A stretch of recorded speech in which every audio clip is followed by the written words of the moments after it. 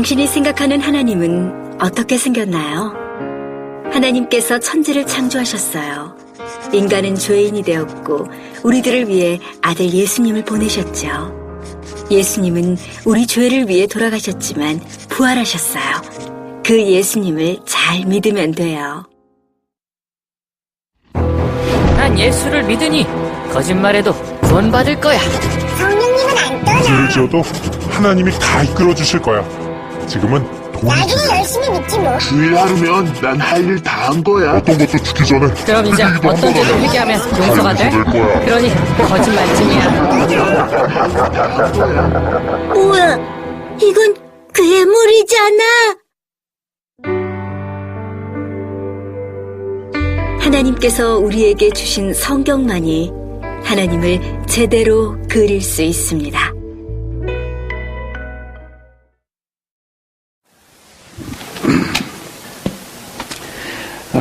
역대상 13장 찾으셨으면은 우리 11절부터 14절까지 말씀을 좀 함께 한 목소리로 같이 합독하겠습니다.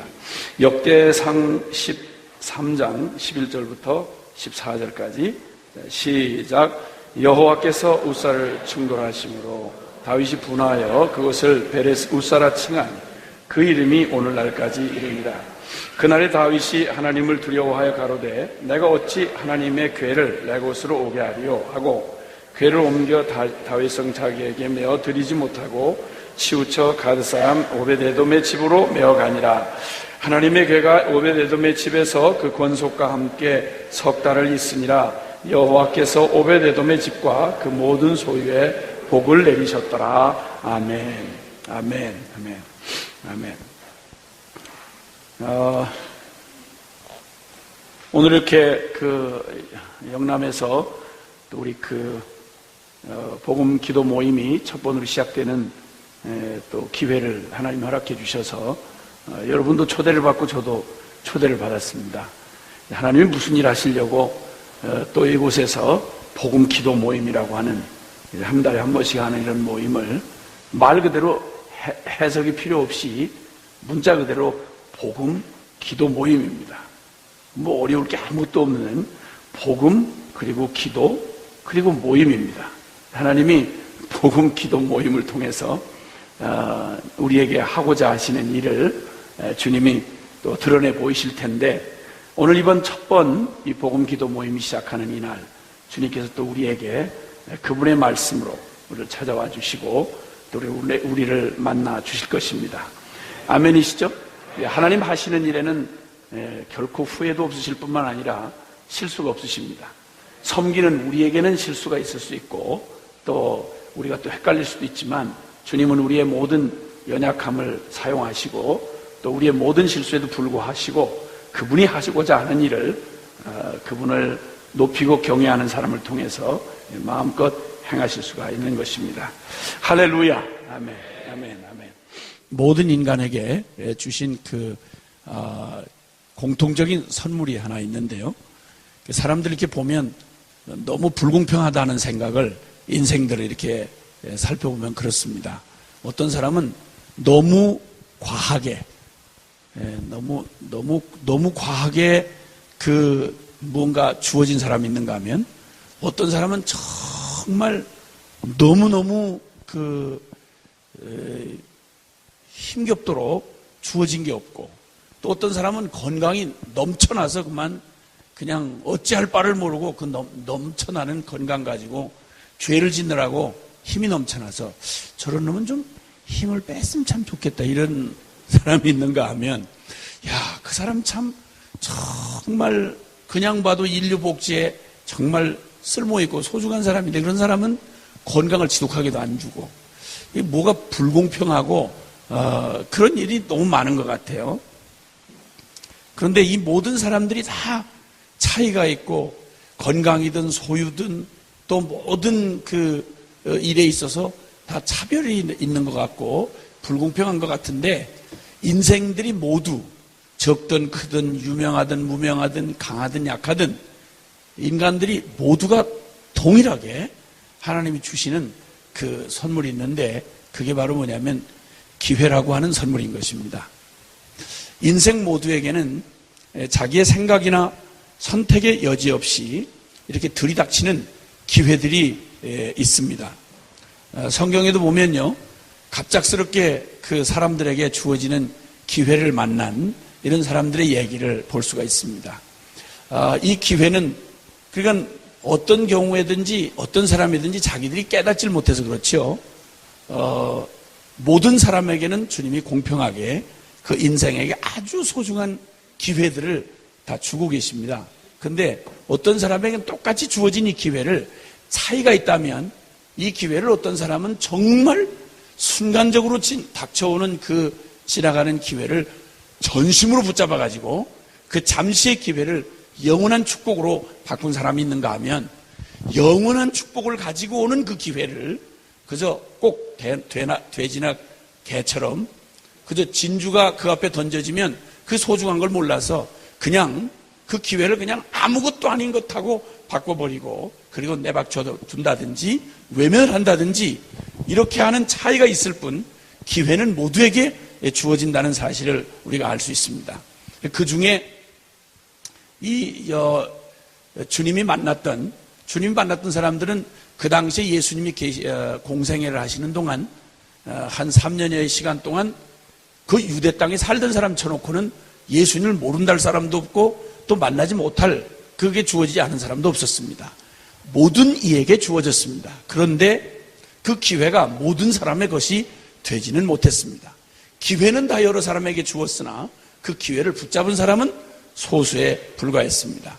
10문둥이가 그 살아계신 예수님을 만나가지고 하나님의 아들인 예수님 만나서 문둥병을 고침받았습니다. 이것은 단순히 병든 그 썩어 문드러지는 몸뚱이 하나 고치는 정도가 아니라 우리는 알지만 그 문둥병 고쳐주는 사건은 시작이요 기회일 뿐이고 그분이 도대체 어떤 분인지를 알기만 했더라면 그냥 지나칠 수 없는 어마어마한 기회가 10사람 모두에게 주어졌습니다. 근데 그 기회를 딱 전심으로 붙잡아서 몸뚱이 고쳐진 이것에 놀라 자빠지지 아니하고 이 몸뚱이를 고친 그분이 도대체 누구냐 이런 생각에 그 주님을 놓치지 않고 딱 붙드는 바람에 그 몸뚱이만 고침받는 게 아니라 그의 영혼도 고침을 받고 살아 계신 하나님을 만나는 축복도 누리게 된 것입니다. 너무 전혀 예기치도 않고 또 기대할 수도 없었던 상황에서 그냥 슬쩍 지나갈 수밖에 없었던 기회를 만났던 사람 중에는 사마리아 수가성에 우리 누님 있지 않습니까? 네. 그 누님은 그냥 일상처럼 아주 지긋지긋하고 지겨운 물길로 물동이를 이고 나왔다가 전혀 예고편도 없고 생각해 본 적도 없고 마음에 준비 한번 하고 나온 적이 없는데 갑자기 원한 것도 아니요 찾은 것도 아니요 그리고 또 오는 분도 알려주고 온 것도 아닌데 그냥 우연히 정말 만난 그 기회, 찾아온 기회에 물 달라고 하는 주님을 까딱했더라면 그가 평소 남자들 대하듯이 예수님을 대했다가 그만 그 어마어마한 기회를 놓칠 뻔했습니다. 이렇듯 기회는 우리에게 찾아오는데 모든 이에게 찾아오는데 너무너무도 아슬아슬한 이런 운명적인 기회가 지나가고 있는 것입니다. 이때에 그 기회를 붙잡냐 붙잡지 못하느냐가 인생을 영원한 운명의 갈림길에 서게 하는 것입니다. 오늘 여기 이 모든 인생들에게 지나가는 이 아슬아슬한 운명적인 기회들 어쩌면 오늘 이 밤에도 여러분 앞에 그 기회가 이렇게 지나가고 있을지 모르는 것입니다. 이때 그 결정적인 순간에 글쎄 눈을 바짝 부릅뜨고 긴장을 하고 여기까지 왔다가 그 결정적인 순간에 기회가 그만 깜빡하는 동안에 지나가 버리도록 졸아버리면 큰일 나는 것입니다. 제가 잠이 많은 사람이라 그 너무너무 억울하고 아쉬운 그런 장면을 여러 번 제가 경험을 했는데 제가 그 강원도에 살 때 그 교통편이 참 불편했습니다. 그래서 막차가 일찍 끊어지는데 7시에 막차가 끊어지면 그 다음엔 오직 방편이 하나가 있는데 4시간이면 가는 버스로 가는 길을 밤새도록 돌아서 돌아서 이렇게 대관령 저쪽 황지 태백 거기를 기차가 일제시대 때 만들었다는데 뒤로 빠꾸 했다가 앞으로 갔다 이렇게 올라가는 이 기차를 타고 가서 4시간이면 가는 그거를 거의 9시간을 이렇게 돌아서 밤 꼬박 새고 가는 토요일 날 마지막 기차 이거밖에 없는 겁니다. 근데 거기서 중요한 게 뭐냐면 그 기차를 어디서 갈아타야 되냐면 원주에서 갈아타야 됩니다. 원주에서 갈아타야 되는데 토요일 날 밤 10시간 넘어서 출발하는 이 차는 죽으라고 한 주간 일정을 마친 저한테는 거의 고문입니다. 졸질 말아야 되거든요. 그래서 이를 악물고 이제는 다음 정거장은 원주입니다. 내리실 분은 준비하시길 바랍니다. 알았다. 지금까지 내가 버텼다. 이러고 이제 이를 악물고 졸음을 물리치면서 짐을 이제 딱 이렇게 메고 그리고 준비를 딱 하고 이제 그 의자 난간을 붙들고 절대 졸지 않으리라. 이렇게 했는데 원주역을 들어가는 플랫폼에 들어가는 걸 확인하고 깜빡했습니다. 근데 이미 뛰어내리기에는 너무 빠른 속도가 돼버린 이래가지고 충북 제천으로 가가지고 거기서 새벽 4시까지 오는 기차를 그 잠이 쏟아지는데 노숙자들하고 같이 시비를 걸면서 누가 의자를 더 넓게 차지하느냐 이걸 가지고 노숙자들하고 싸우면서 새벽 4시까지 이를 갈고 버텨야만 했습니다. 그때 또 깜빡 졸면 그나마 가는 길은 놓치기 때문입니다. 잠깐 깜빡하는 순간에 기회가 휙 지나갑니다. 이 기회가 우리 인생이 걸리고 영원히 걸린 문제일 때는 이게 정말 아찔한 문제입니다. 그래가지고 오늘 이 저녁에도 이 중요한데 여기까지 오시려고 너무 최선을 다한 바람에 몸이 또골하고 드디어 도착했구나 이렇게 안도감이 내신 안도감 때문에 졸음이 그만 깜빡 오면 그냥 이를 악물고 버티다가 결정적인 순간에 기회가 눈앞에서 슉 지나가 버리면 너무 안타까워 속이 상하고 졸고 자빠질 바에 집에서 편히 자빠져 잘 걸 뭐 하려고 나와서 조나 이런 억울한 생각이 들어 막 자책감이 일어나고 이럴 수도 있는데 그걸 어쨌든 주님의 도움을 구합시다. 주님 어쨌든 우리를 붙들어 주셔서 또 딴 생각하다가 조는 것만 아니라 깜빡 딴 생각하다가 그러다 휙 지나갈 수도 있습니다. 그렇기 때문에 전심으로 오늘 주님이 우리의 이 운명을 건 기회들이 슬슬 지나갈 때 이때 절대 놓치지 말고 이때 그냥 정확하게 붙잡으시기를 주의 이름으로 축원합니다. 아멘이시죠? 네. 그리고 또 주님이 이렇게 그렇게 우리 졸게 하고 살짝 지내보내고 이런 분 아니시고 어떻게든지 복을 주기를 원하시는 분이기 때문에 그래서 인생들에게 주어진 이 동등한 선물이 있는데 그게 기회라고 하는 선물이다. 이 기회를 붙잡는 중에 특별히 제가 오늘 소개하는 여기 그 한 분은 이 기가 막힌 인생에 찾아온 기회, 그것도 감당하기도 벅차고 준비할 수도 자신이 원할 수도 거절할 수도 없을 만큼 강력하게 다가온 그런 기회가 그의 인생을 바꿔놓은 이런 그 한 사건을 여기서 만나게 됩니다. 그것은 다름이 아니고 오벳 에돔이라고 하는 사람입니다. 한번 따라해 주시면 좋겠습니다. 오벳 에돔. 이 오벳 에돔이라고 하는 사람에게 임한 기회인데요. 이게 어떤 일에 이런 일이 생겼는가 하니 그 이스라엘이 하나님 앞에서 그 부탁받은 것이 하나님을 섬기는 그 성막을 이제 부탁을 받았습니다.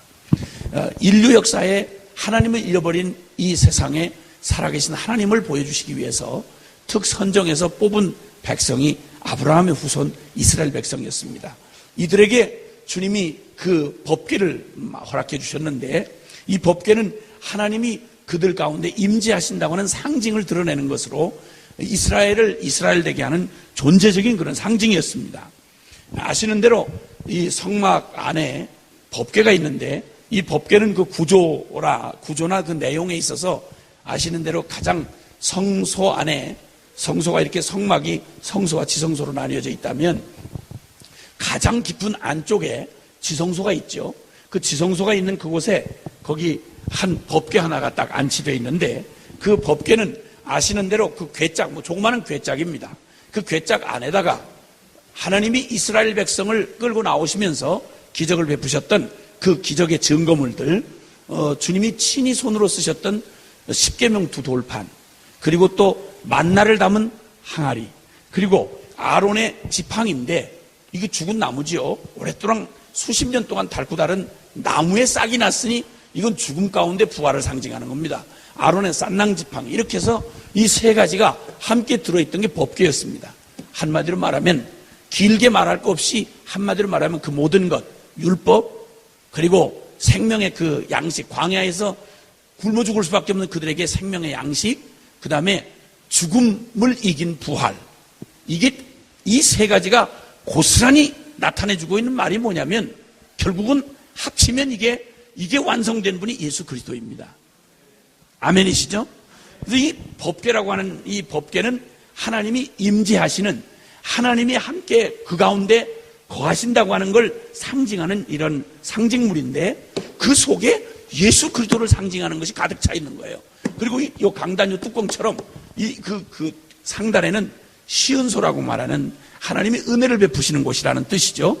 여기는 하나님, 거룩하신 하나님 앞에 존재적으로 설 수 없는 그런 죄인들이 이 완전하신 하나님의 임재 가운데 있어도 죽지 아니하고 사는 그런 하나님의 임재 안에 죄인이 거룩하신 하나님의 임재 안에 나아갈 수 있다고 하는 역사상 가장 신비한 장소가 바로 어디냐면 법궤가 있는 곳입니다, 여러분. 가장 역사에 존재하는 가장 큰 불가사의한 기적 중에 최고한 것을 하나 꼽으라고 하면 죄와 악은 눈꽃만큼도 용납할 수 없는 존재적으로 거룩하신 하나님이 존재 자체가 죄의 짜진 인간, 죄인과 함께 거한다. 이건 있을 수가 없는 얘기입니다. 이걸 자연적인 섭리 가운데서 자연의 불가능으로 이걸 주님 보여주셨던 게 모세를 만날 때 하나님이 그 불가사의한 일을 그 자연적인 현상으로 이렇게 보여주신 게 바로 뭐냐면 가시떨기나무에 붙는 불로 하나님 당신을 계시하셨습니다. 이게 무슨 말입니까? 불이라고 하는 속성은 원래 태워서 소멸시키는 거 아닙니까? 그렇죠? 근데 불과 가시나무가 만났다. 그러면 불이 꺼지든지 아니면 불이 존재하고 살려면 불은 뭘 가지고 존재를 하는 거 아니? 나무를 태워서 연소재로 삼아서 그래서 불이 존재하고 성립하는 겁니다. 그런데 불이 임했는데 그 형질로 보면 반드시 타고 없어져야 할 가시떨기나무가 불이 붙었어요. 불이 안 붙은 것도 아니고 불이 붙었어. 붙었다는 말은 타고 있다는 말이며 조금 있으면 소멸이 돼야 되는 거야. 그런데 이 가시떨기나무가 타지를 않고 붙는 불은 붙었는데 불도 그대로 존재를 하고 마른 가시나무도 그대로 그냥 형체대로 존재를 하고 이건 자연계에는 있을 수가 없는 일입니다. 이걸 주님이 당신이 이 역사 존재하는 이 세계 안에 가장 불가능한 거룩하신 하나님이 제일 불안한 게 뭔지 아세요? 오늘날 우리 넋이 나간 우리 이 교회 안에서는 이런 사상이 통용이 되는데 그게 뭐냐면 저는 뭐 어쩔 수 없어요. 마음은 오는데 자꾸 죄를 떠날 수가 없어요. 주님도 이해하셔야 돼요. 그러나 지옥 가기는 싫어. 그러니까 지옥도 못 가고요. 죄도 못 버려요. 그러니까 주님도 너무 큰 기대를 갖지 마시고 그냥 이해하세요. 나 열심히 믿긴 믿을 텐데요. 하나님이 말씀하시지만 나는 솔직히 그 말을 순종할 수는 없어요. 죄를 다 버리라고 그러시는데 죄를 다 버리지는 못하겠어요. 그러나 또 지옥은 못 가요. 싫어요. 지옥도 가기 싫고 지옥 가게 할 수밖에 없는 죄도 버리기 싫고 불은 갖고 장난하면서 대기는 싫고 이런 미친 짓을 하는 게 오늘날 우리 교회의 가장 보편적이고 세련된 교인들의 모습이에요. 이 썩은 신학 교리를 가지고 이런 소리를 해서 사람들을 속이고 하나님을 완전히 손바닥으로 하늘을 가려보겠다는 짓을 하는 거예요. 여러분 기억하시길 바라요. 성경에 별놈이 다 떠들어도 성경이 계시된 성경을 통해서 계시하셨을 뿐만 아니라 이 땅을 창조하시고 무에서 유를 창조하시고 이 땅을 심판하시는 이 땅에 존재하는 모든 건 다 사라져가도 그 하나님은 영원히 존재하신 하나님은 절대 무슨 일이 있어도 죄는 용납하실 수가 없습니다. 아멘이세요? 정말 아멘이세요? 근데 그 하나님이 죄 덩어리며 죄 존재가 죄 짜찐 인간과 함께 하는데 불이 임하면 나무가 타서 없어져야 되는데 하나님 거룩한 하나님이 임하면 죄인은 죽어 심판받아야 되는데 죄인도 살고 하나님이 그 죄인과 함께 거하신다. 불가능한 얘기예요. 이게 불가능한 얘기라고요. 역사에 가장 불가해한 일이 있다면 이 일이에요. 아무리 생각을 넓혀서 잡는다고 해도 하나님이 하나님 되심을 포기하지 않는 한 거룩한 하나님이 죄와 함께 거하실 수는 절대 없는 거예요. 이것만큼은 분명히 누가 속여도 속지 마셔야 되는 거예요. 주님은 절대 죄가 있는 곳에 그냥 주님이 그냥 대강 아이고 뭐 어떡하냐 뭐 할 수 없는 거지 뭐 이렇게 계실 수가 없다 이 말입니다.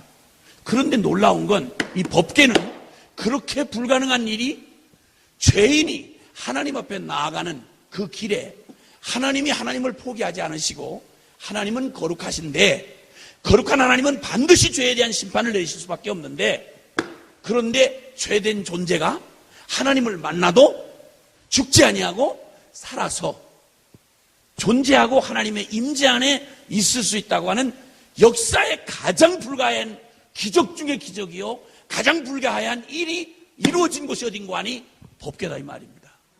아멘입니까? 그러니까 그냥 말해서 죄된 존재가 살아계신 거룩하신 하나님 앞에 지가 멋대로 만들어낸 신 따위가 아니면 몰라도 우상단지가 아니면 몰라도 거룩하신 하나님이 죄인인 인간과 함께 할 수 있다. 이건 불가능합니다.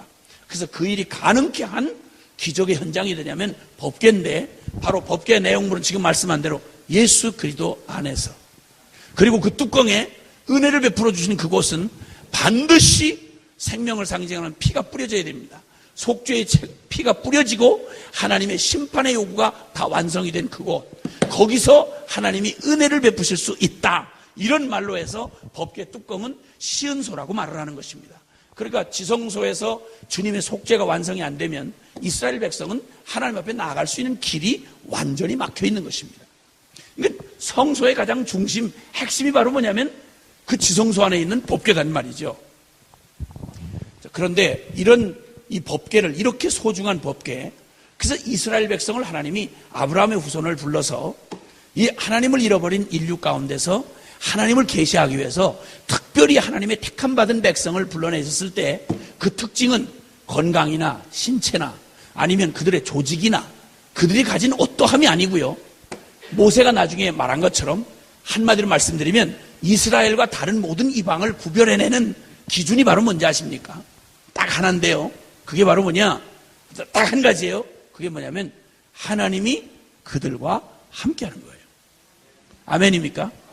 출애굽기 33장에 보면 거기에 모세가 저 십계명을 받으러 산에 올라갔다가 밑에서 잠깐 모세가 잠깐 자리를 비운 사이 그들이 무슨 짓을 했는지 아시잖아요? 그때 금송아지를 만들어 놓고 아론을 부추겨 가지고 우리를 인도해낸 애굽에서 인도낸 신을 만들어라. 뭐 아무것도 없는데 그냥 신이 있다고 그렇게 하려니 이거 허황해서 이거 어떻게 믿겠냐? 그러니까 우리를 인도해낸 신을 만들어라. 그들이 익숙한 금송아지를 만들었습니다. 그리고 춤을 추고 난리 구슬 떨고 가진 죄악을 저지르면서 난장판을 벌였죠. 이때 주님이 큰 진노가 임하고 이제 큰일 난 거예요. 이때 주님이 뭐라고 말씀하는 거 아니? 울며 엎드려진 모세에게 주님이 딱 이렇게 말씀하십니다. 네가 울며 엎드러지니 내가 이들에게 약속한 대로 내가 그들을 약속한 그대로 보내긴 보내겠다. 애굽으로 그 가나안 땅으로 약속한 대로 땅도 주고 집도 주고 다 주마. 먹고 살 거 이 땅에서 그냥 어차피 태어난 목숨인데 이 땅에 살다 죽는 동안은 내가 언약한 대로 약속을 지켜서 누가 뭘 어떻게 했든지 상관없이 그 주마. 먹을 거, 입을 거, 성도 주고 밭도 주고 땅도 주고 다 주마. 그러다가 한 가지. 나는 그들과는 함께 할 수 없다. 내가 그들에게 약속한 땅도 집도 돈도 그냥 이 땅에 사는 잠깐의 목숨도 연명하도록 해준다. 그러나 나는 너희와 함께 할 수 없다. 왜? 목이 굳고 패역한 너희와 함께 가다가 내가 너희를 길에서 진멸할까 하노라. 이때 모세가 울면서 소리치며 하나님 앞에 매달린 간구한 내용이 뭔지 아십니까?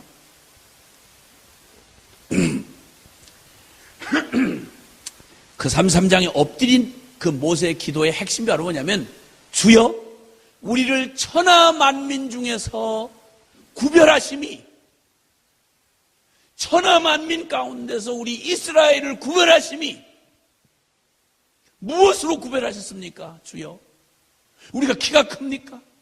인수가 많습니까? 종자가 다릅니까? 똑같은 이방인과 우리와 똑같은 죄인들인데 우리를 특별히 하나님의 백성이라고 선택한 단 한 가지가 있다면 여호와여, 우리와 함께 하심이 아니니까. 하나님이 우리와 함께 하시기에 이스라엘이란 말이고 하나님의 택한 백성이란 말이지 무슨 차이가 있습니까? 그런데 다른 건 다 주는데 먹고 마시고 돈도 주고 집도 주고 시집장 가고 애새끼 낳고 잘 살게 해주마. 그러나 나는 너희와는 함께 할 수 없다. 이러시면 차라리 우리를 여기서 죽여주십시오. 주님, 차라리 우리를 여기서 죽여주십시오. 우리를 천하 만민과 구별하심이 당신이 우리와 함께하는 것 아닙니까? 울며 불며 매달려서 드디어 간신히 허락을 받는 장면이 나옵니다. 기억하십시오. 기억하십시오, 여러분. 법궤, 이스라엘 백성의 법궤는 하나님의 임재를 상징하는데, 그러니까 결국 하나님의 백성들에게 특징은, 오늘날 교회로 표현한다면 교회는 조직이다, 교단이다, 교리다, 별소리를 다 해도 여러분, 교회를 교회되게 하는 단 한 가지로 말을 하라면 하나님이 임재하시는 거잖아요. 하나님이 함께하는 거 빼놓으면 그냥 종교로서 기독교만 남는 거 아니에요.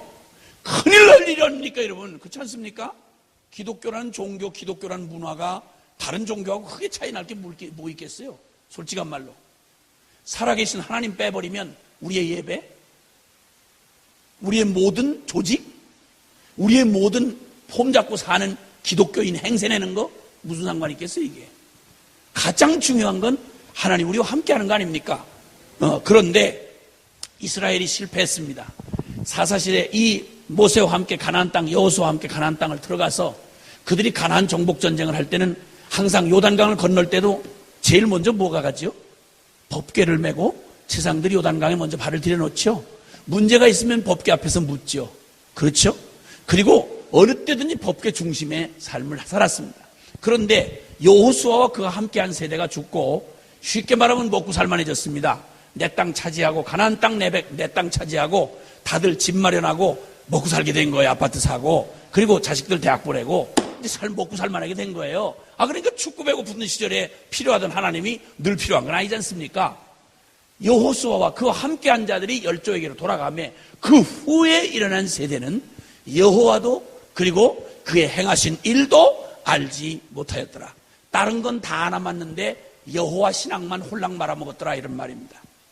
이렇게 되니까 이때부터 법궤가 상징이었던 하나님의 임재의 상징인 법궤를 어떻게 상대하는지를 보면, 어떻게 취급하는지를 보면 하나님을 그들이 얼마만큼 취급하는지를 알 수가 있지 않습니까? 그렇죠?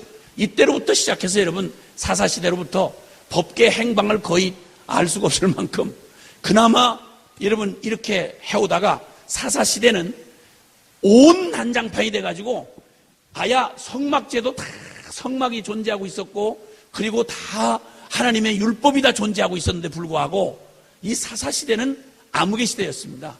하나님의 백성이 하나님의 법궤를 무시하고 하나님의 말씀에서 딱 떠나니까, 하나님이 임재에 두려움 없이 하늘 무서운 줄 모르고 사니까 이거 종자들이 가나안 땅에 있는 악독한 이방 종자들보다 더 악랄한 게 바로 예배당에 남아있는 모태신앙들이라 이 말이죠. 이게 사사시대의 이스라엘 꼬라지였습니다. 그들이 분명히 하나님의 율법을 가진 자요, 법궤를 모시고 있는 자요, 그리고 하나님의 기적 가운데 구원을 받아서 하나님의 특별한 목적을 가지고 하나님의 특별한 섭리 가운데, 그들이 잘나서도 아니고 그들이 거룩해서도 아니고 단지 하나님이 그들을 특별한 소유를 삼아 이 열방 모든 하나님을 잃어버린 세대 가운데 살아계신 하나님을 계시하려고 특별히 선택을 하신 민족이었습니다. 남다른 기회를 받았고 남다른 축복을 받았던 그들이 껍데기 홀랑 받고 알맹이 내버린 셈이죠. 그래서 법궤를 어떻게 취급을 했는가 하니 나중에는요, 그 사사시대의 마지막은 이렇게 정리가 됩니다. 그들에게는 왕이 없으므로. 왜 왕이 없어? 왕이신 주님이 계시잖아요. 법궤를 중심으로 살면 왕 대신 주님이 그들의 왕이셨잖아요. 그런데 왕이 없으므로 그들의 소견에 옳은 대로 행하였더라. 전부 지가 왕이야. 다 제가 왕이야. 지 멋대로 제 자충만해서 지 배짱 끌리는 대로 사는 거예요. 이렇게 하다가 막판에 왔을 때는 마지막 사사 엘리 시대에 오면 무슨 짓이 벌어지는 거 아니? 실로의 장막에 거기에 법궤를 모셔두었는데 이 시대가 얼마나 악랄하게 타락을 했는 거 아니? 이거 이스라엘 백성이요? 모태신앙이요? 이게 오늘날로 말하면 기독교인이라고 말하는 이런 자들이 무슨 짓을 했는지 한번 보세요. 그 중에 마지막 남은 영적 지도자인 엘리의 두 아들놈 흠리와 비느하스가 그 회막문에서 그 펄럭펄럭하는 천막 휘장 가운데 거기다 초라하니 법궤 하나 궤장 하나 남겨두고 거기 하나님이 거기 함께 하신다 이렇게 얘기를 하시니까 그러니까 보기에도 실감이 잘 안 나고 그리고 먹고 살만 해서 세상에 눈이 어두워진 놈들이 그 펄럭이는 포장 속에 있는 궤장 하나 거기에 하나님이 임재한다 이렇게 말하니 이게 뭐 실감 날 것도 없지요. 제 멋대로 되는 대로 살다가 문제만 생기면 아프다든지 어렵다든지 뭐 꼬였다든지 위기에 전쟁이 났다든지 이러면 그때 한 번씩 문제 해결 소원 성취를 위해서 하나님을 찾지 평소에 잘 안 찾아요. 이렇게 하던 중에 마지막 희망이었던 이 백성이 전체적으로 타락을 했는데 엘리는 기름이 져가지고 자식이 천벌을 받을 짓을 해도 그 자식의 미친 짓을 막을 수도 없을 만큼 완전히 개기름들이 흐르는 그 마지막 사사여 제사장이 돼가지고 그저 살만 쪄가지고 그냥 개기름 번지르르 흐른 채로 이건 무익한 종이 된 채로 남아있고 자식놈들 두 놈이 혈통 때문에 가문 때문에 제사장 노릇을 하면서 무슨 짓을 했냐면 눈에 안 보이니까 펄럭거리는 휘장이 궤장 하나 있는데 무슨 뭐 하나님이 어디 있고 뭐 도대체 어디 있는 거야 이래가지고 그 성전에서 수동 드는 여자들을 겁탈을 하고 고기를 가져오면 백성들이 제사를 드리려고 고기를 갖고 오면 법궤 앞으로 이제 나와서 여호와께 예배를 드리려고 하면 이놈들이 킬킬대면서 비식비식 킬킬대면서 하는 말이 야야야야 난 고기를 좀 질이 좋은 육질이 좋은 거 아니면 요즘으로 말하면 난 한우 아니면 난 안 먹는다. 이런 쇠 갈고리를 딱 들고는 이 제사장놈이 하나님 앞에 드리는 예물을 갖다가 지가 먼저 삶는 솥에서 이렇게 갈고리를 먼저 확 찍어서 찍히면 이런 가장 살이 좋은 거 아니겠어요? 그래서 처먹다가 질려버리면 그냥 갖다 패대기 치고 그리고 하나님 그냥 한마디로 말해서 가장 이 땅에 악랄하기 짝이 없는 그런 가장 불경건한 놈이요 저주받을 짓을 제사장 마지막 남은 영적 지도자였던 제사장 가문이 이 꼴이 됐어요. 이게 거룩한 전 인류 가운데 특선정을 해서 뽑아놓은 하나님의 백성이라는 작자들이 한 짓이었습니다. 하늘 무서운 줄도 하나님 두려움도 눈꼽만큼도 없는 그런 일이었습니다. 법궤는 이 일이 되면서부터 그런데 놀라운 건 말이죠. 이런 악랄한 짓을 하다가도 우상 섬기는 자들보다 더 악해요. 소금이 맛을 잃으면 무엇으로 짜게 하겠어요. 그러니까 여호와 종교 이 성경을 끌어안고 타락을 하면요. 이 종자는 세상 어디에서도 충격받을 종자가 아니에요. 지옥에 가서야 정확하게 그런 놈을 위해서는 정확하게 지옥이 준비되어 있죠. 결국 이렇게 하다가 나중에는 흠리와 비느하스가 전쟁을 하러 나갔다가 다급해진단 말입니다. 그러니까 평소에 그렇게 무시하고 경멸하고 괴짝 생선 버린 생선 괴짝만큼도 취급을 안 하던 법궤를 전장터로 가져오라는 거예요. 그리고 하나님 보고 우리가 급하게 됐는데 좀 힘 좀 써보시오. 이 악랄한 놈을 기다리고 참고 기다리신 하나님의 인내가 하나님이 그렇게 하시니까 이놈들이 간이 배 밖에 나와가지고 하나님이 인생인 줄 안 거야. 그때 주님이 엘리라고 하는 이 타락한 이 개기름진 이 잠 자빠지지 않은 이 세상 영적 지도자 이 정말 이거 무익한 고깃덩어리 같은 인간한테 무섭게도 주님이 질책을 하셨는데 영적으로 깨있질 못하니까 하나님의 경고를 듣고도 심지어 나중에는 몇 살짜리 이제 초등학교도 안 들어갈 만한 나이에 사무엘한테 하나님 오죽하면 아이한테 젖먹이 젖을 뗀 지 얼마 안 된 아이한테 하도 제사장 그 종놈이 듣지를 못하니까 이게 타락을 해가지고 듣지를 못하고 자빠지 자니까 세상의 영적 지도자가 말을 못 알아들으니까 세상에 초등학교도 못 들어갈 만한 나이에 어린아이 사무엘한테 주님이 말씀을 하셔가지고 무슨 말씀을 하시는 거 아니? 엘리 가문에 대한 심판의 메시지를 주시는 거예요. 이렇게 해서 내 놈 집에 제명에 죽을 놈이 없을 것이며 너희가 반드시 저주로 끊어지리라. 무서운 하나님의 거룩한 분노가 그 가문에 비참하게 일어났습니다. 그리고 결국 법궤는 그 완전히 우상단지로 섬겼던 블레셋, 하나님 나라를 대적하는 블레셋 군대에게 끌려가지고 결국 궤짝이 꼭 생선 궤짝처럼 하나님의 법궤가, 하나님의 영광을 상징하는 하나님의 법궤가 하나님의 백성들이 생선 궤짝, 쓰레기 궤짝처럼 내 던지니까 이게 끌려다니면서 여기저기 블레셋 군대한테 끌려다니면서 저 비참한 우상 우상 전리품으로 우상 앞에 갖다 놓고 이거 봐라 이러고 하나님의 법궤가 여기저기 끌려다닙니다.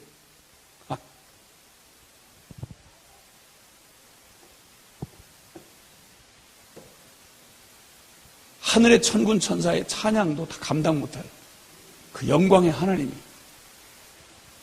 온 만유가 엎드려 숨을 죽이고 경배를 해야 할 그 높고 영화로우신 주님이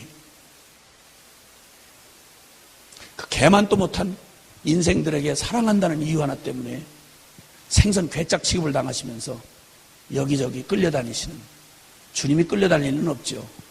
적어도 주님을 상징하는 법궤가 짓밟힘을 당하고 모욕을 당하고 이 기가 막힌 짓을 당할 때 하나님의 인자하심이 그리도 커서 사사시대 내내 그들이 잃어버린 법궤, 그들이 무시한 법궤, 그들이 생선궤짝만큼도 취급하지 않은 이 법궤 끝까지 인내하시고 기다리시고 기회를 주시고 마저 그 등불을 끄지 아니하시고 다 망한 엘리 가문의 저주받은 그 가문을 이스라엘과 함께 쓸어버리질 아니하시고 거기에 여인 한나의 기도, 눈물 어린 기도를 들으사 하나님을 경외하는 어린아이 사무엘을 준비하셔서 당신의 등불을 이어가시는 난 도대체 이해가 안 되는 천지를 지으시고 만왕의 왕이신 하나님이 피조물인 이걸 도대체 무슨 쥐새끼만도 아니고 이게 무슨 버러지도 아닌 먼지도 안 되는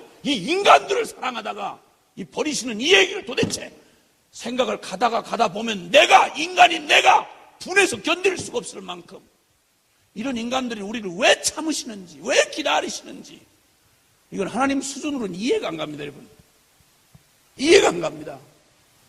그러다가 이 법궤를 결국 블레셋 군대에게 뺏기고 두 아들놈 그 무참한 짓을 하고 하나님의 법궤를 그렇게도 비아냥거리고 조롱하던 그 두 놈이 블레셋 적군의 창의 한 배에 그냥 한 창에 꿰 죽었습니다.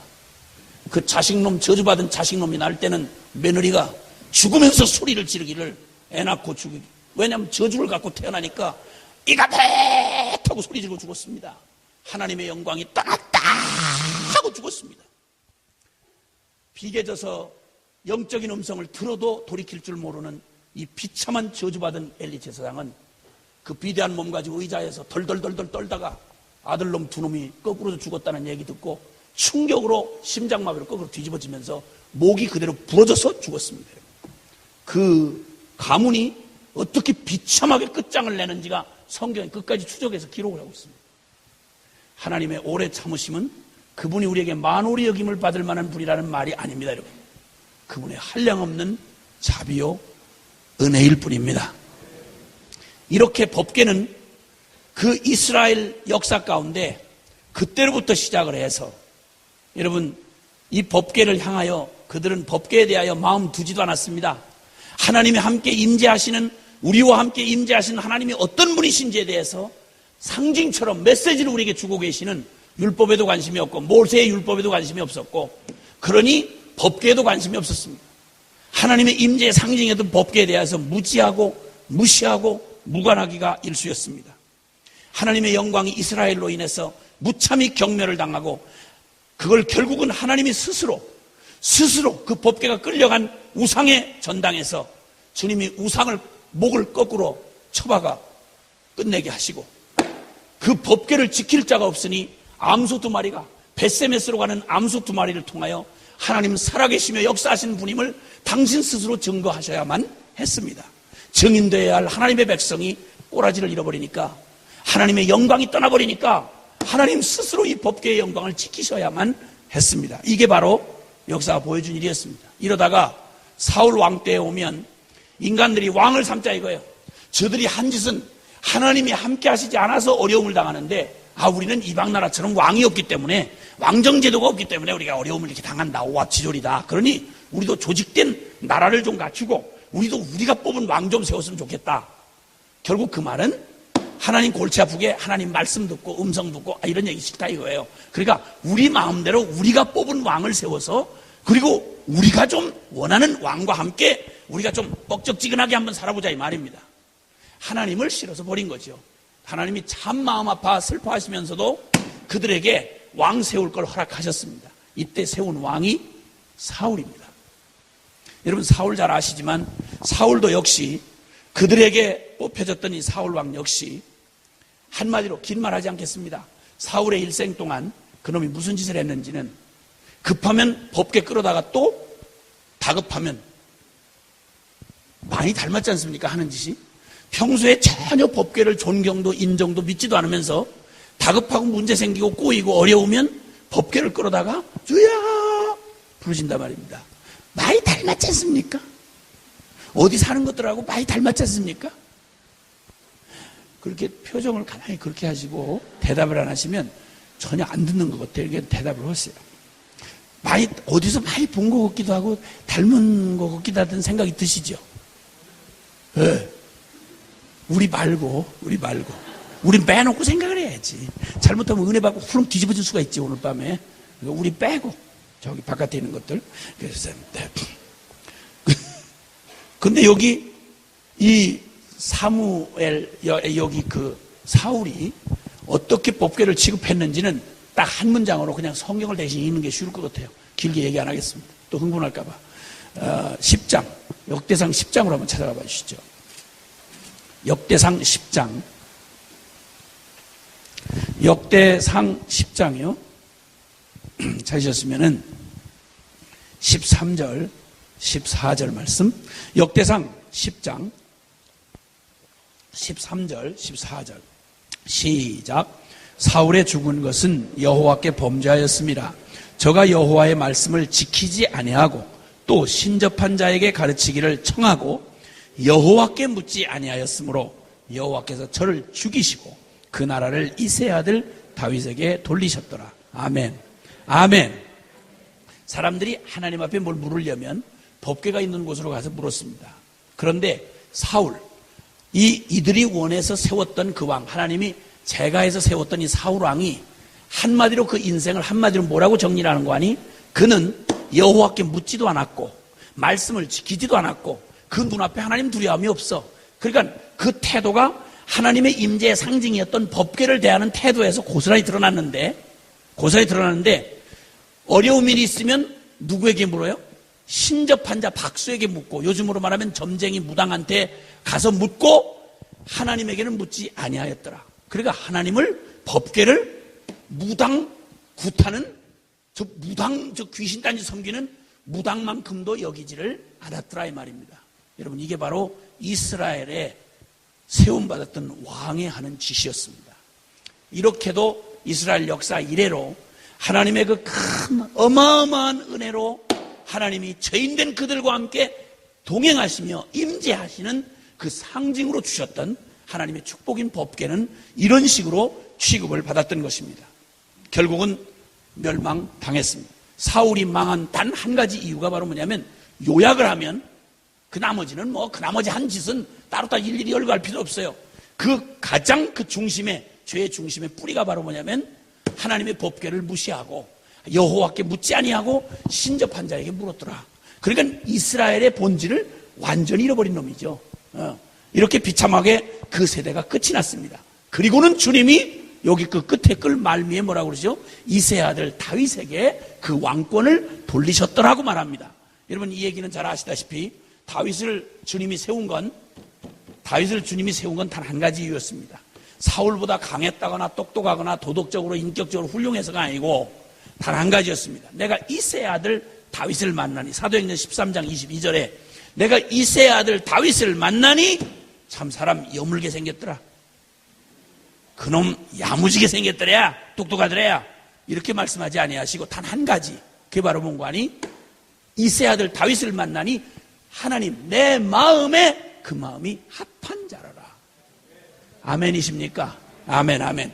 그래서 주님이 드디어 다윗 왕국을 통해서 하나님의 나라를 드디어 이제 세워가시는 일을 드디어 시작하신 것입니다. 사랑하는 여러분, 하나님 나라가 임하옵시며 주기도문마다 우리가 하는 기도 있지 않습니까? 하나님 나라가 임해야 합니다. 엉뚱한 나라에 잘못 끌려가면 여러분 온 백성이 탄식과 고통을 당하지 않습니까? 어둠의 나라, 죄의 나라, 저주의 나라, 여러분 그런 악독한 나라에 그 악독한 권세 밑에 시달리면 큰나는 거예요. 그래서 온통 우리의 사실 가장 큰 관건은 뭐냐면 어느 나라에 속했냐는 거죠. 우리의 기도가 뭔가 하니 하나님, 하나님의 통치, 하나님의 나라가 우리 가운데 임하여 주시옵소서. 하나님의 통치는 완전하고 하나님의 통치는 거룩하시지 않습니까? 그러니까 그 나라를 주님이 세우시려고 드디어 역사적으로 너무도 중요한 이 전환점이 이루어진 겁니다. 바로 오늘의 이야기는 저와 여러분과 함께 만나는 이 오베데돔이 만난 이 사건의 정황이 어디에, 역사의 어느 지점에 지금 위치하고 있는가를 설명하느라고 지금 여기까지 얘기를 한 겁니다. 이해되셨죠? 이해되셨죠?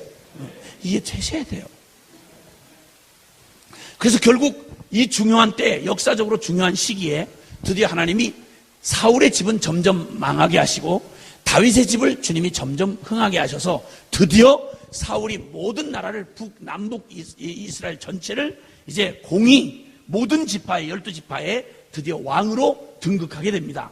등극하자 이스라엘 나라는 왕권이 세워졌다는 것만이 중요한 게 아니고 이 나라는 보통 한 나라 중에 한 나라가 돼서는 안 되는 거고 이 나라의 특징은 무슨 나라라고요? 하나님의 나라여야 된다 이 말이요. 그러니까 왕위는 이제 분명히 세워졌는데 왕위는 확실하게 세워졌는데 이 왕위는 그냥 세상 나라가 힘센 놈이 왕권을 잡고 아니면 민주주의 법칙에 의해서 국민의 힘을 가지고 저들이 원하는 투표에서 맺는 대통령이 아니라 이 왕은 무슨 왕인고 하니 하나님이 세워서 하나님의 뜻대로 이 나라를 통치하는 하나님의 나라가 되어야 된다 이 말이에요. 그래서 이스라엘 나라의 가장 소중한 특질은 결국 왕권이 누구에게 있느냐 보다도 그 왕이 누구의 지배를 받느냐, 진정한 왕이 누구냐에 있는 것입니다.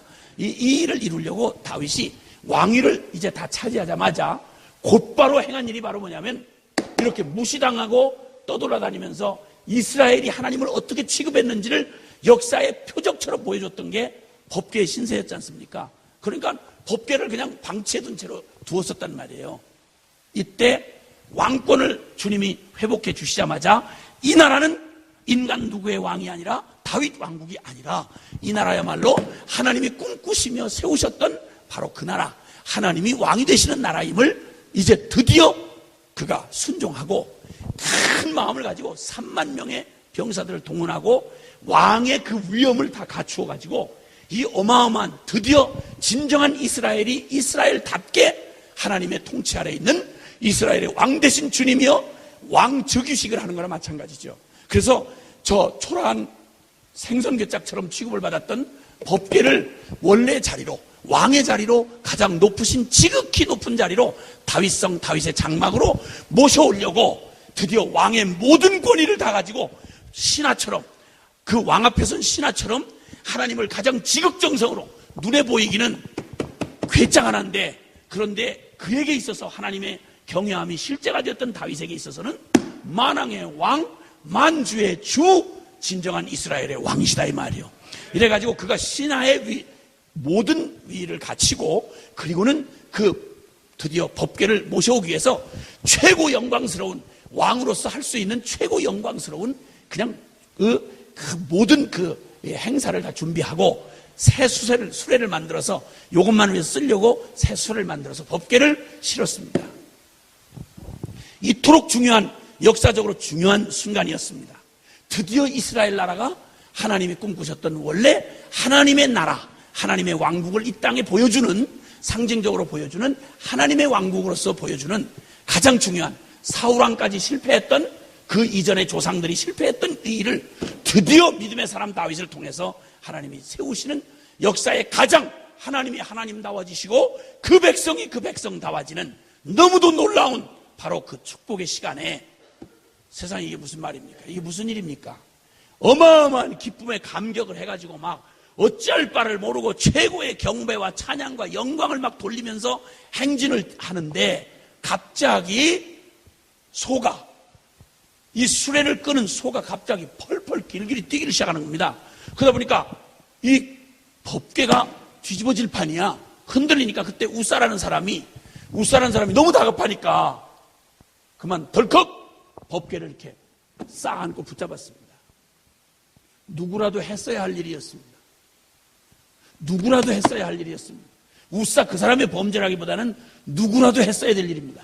그런데 그때 이렇게 중요한 역사적 순간, 그동안 생선괴짝만큼도 취급을 못 받던 하나님께서 드디어 이 귀한 하나님의 종이 이렇게 선한 마음을 가지고 이 정도까지 정성을 다해서 이렇게 하나님을 기쁘시게 하는 일에 혹시 서로 실수가 좀 있었다 하더라도 그때쯤은 이 좋은 날, 그동안도 대접을 거의 못 받으시던 주님께서 모처럼의 대접을 받으시는 중요한 자리인데 그때는 까탈스럽게 하지 마시고 대강 넘어갈 수 있는 일 아니겠습니까?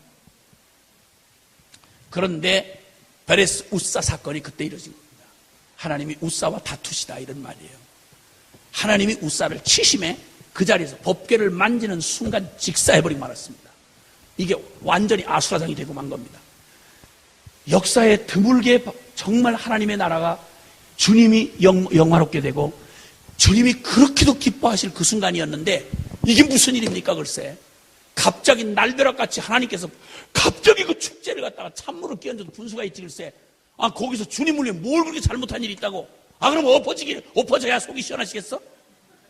막 만나고 막 돌판이고 다 난장판이 돼가지고 진짜 다 엎어진 생선개짝처럼 그렇게 돼야 속이 시원하시겠어? 뭐 어쨌다고 죽이냐 이거야. 뭘 잘못했다고? 사람 이쯤 상황이 된 겁니다. 사랑하는 여러분, 이 중요한 역사적으로 중요한 시기에 아주 잊지 못할 생생한, 아주 새기시듯이 생생한 교훈을 주신 사건입니다. 하나님은 인간의 최선으로 섬길 수 있는 분이 아닙니다, 여러분. 아멘이십니까? 하나님은 종교 나부랭이로 섬길 수 있는 인간이 만든 신 따위가 아니다 이 말입니다, 여러분. 인간의 정성, 인간의 최선, 인간의 뭐 어떤 화려한 이런 것 가지고 섬길 수 있는 분이 아니며 그런 도움을 받기를 원하시는 분이 아닙니다. 하나님은 하나님답게 섬겨야 합니다. 하나님은 하나님의 기준에 미치도록 하나님의 것으로 섬겨야 되는 것입니다. 아멘입니까? 여러분, 주님이 이렇게 가끔 우리를 당황하게 하시는 사건이 좀 성경에 나타나 있는데 초대교회가 그렇게 은혜스럽게 지나갈 때 여러분 초대교회가 한참 성령이 충만해가지고 사람들이 모두 다 헌신을 하면 보통 자기들 재산을 다 팔아다 바치고 공동체를 했습니다. 그런데 그때 아나니아 삽비라가 분위기가 얼마나 막 충만해 있는지 초대교회가 전부 다 갖다 했다 하면 막 다 헌신하고 막 다 팔아 바치고 난리를 내니까 이 부담돼 죽겠는 거예요. 그래서 그냥 다른 사람 다 100% 팔아 바쳤다고 막 이러는 파인데 헌금을 바치면 뭐냐, 헌금 찔끔 뭐 이 정도가 아니고 11조 정도가 아니고 막 온통 있는 대로 다 갖다 바치는 판이니까 자기도 이거 대세에 밀려서 안 할 수는 없고 하긴 해야 되겠는데 이걸 도대체 이걸 다 바칠 수가 없는 거야. 그래서 절반을 팔아서 절반을 둘이서 의논해가지고 절반 팔아서 한 거 숨기고 그리고 절반을 그래도 50%를 한 거예요. 그러니까 만약 10억이 있었다면 5억을 한 거야. 요즘에 5억 했다 그러면 여러분 감지덕지지. 그런 분이 어디 있겠어. 그런 교인이 요즘에. 그래서 5억을 갖다 바쳤는데 주님이 5억이나 바쳤구나 이러고 감동을 안 하시고 그 자리에 직사를 해버렸어. 그냥. 그러니 한참 초대교회가 분위기가 막 이렇게 무르익고 사람들이 있는 재산 다 바쳐가지고 하나님을 막 섬기는 이런 은혜가 막 충만한 때에 아나니아 삽비라가 부부가 졸지에 그냥 죽어버린 거예요. 물론 거짓말을 했지. 속였지. 또 다 팔아 이거 다냐? 했대요. 정말 다냐? 맞아요. 이랬다가 그냥 그 자리에서 그냥 그냥 쓰러 죽은 거야. 아니, 이 기가 막힌 분위기 때, 한참 잘 나가는 분위기에 뭘 하려고 이렇게 무서운 일을 하시냐, 이 말이죠. 여러분, 기억하시길 바라요. 초대교회 생겨나고, 우리가 생각하기에는 이런 분위기를 끄면 큰일 나죠. 하나님은 천지가 다 변해도 하나님은 영원하세요. 변하지 않으세요. 그리고 그분은 눈물겨운 우리의 최선에 감동받아가지고 당신의 거룩을 포기하시는 이런 분 아니에요. 우리가 하나님 생각할 때 이렇게 생각하는 오류들이 참 많아요. 내가 이만큼 했으니, 금식을 내가 며칠 했으니, 내가 그래도 이 교회에 이거 개척하는데 이렇게 한 거니까, 이런 주접을 떨다가 하나님 앞에 오해를 당하는 수가 많다 이 말입니다. 여러분, 하나님은 하나님이세요.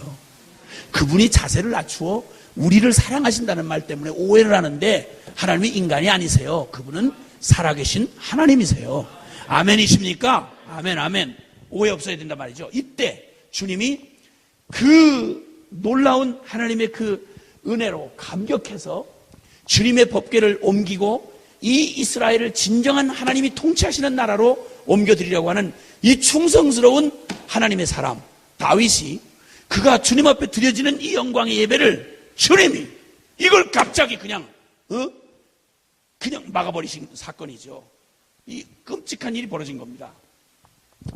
하나님을 위한다, 그리고 내가 복음을 위해서 산다 라고 말할 때, 그리고 오늘날 또 주님 앞에서 야, 우리가 이렇게 가면 안 되겠다, 한국교회가 부흥을 해야 되겠다, 1907년에 일어났던 부흥이 다시 오게 해주옵소서. 여러분, 부흥을 수년 동안 지금까지 우리가 함께 집회하고 막 대형 집회해 가면서 막 이렇게 부르짖어 왔습니다. 근데 여러분, 부흥을 말하고 그걸 원합니다. 그래서 주님이 아이고야, 그 생각지도 않았던 분들인데 그 말만 해주는 것만 해도 눈물이 날 때야. 아이, 말만 들어도 감동이다 야. 아이, 됐다 야. 대강 그렇게 해도 부흥을 얘기했기 때문에 축복을 해주마. 이렇게 감동으로 들어가시는 분이 아니다 이 말입니다. 여기 지금 다윗이 행하려고 했던 일이 얼마나 중요한 의미인지를 아시잖아요. 딱 2%가 부족했습니다. 2%가 부족했어.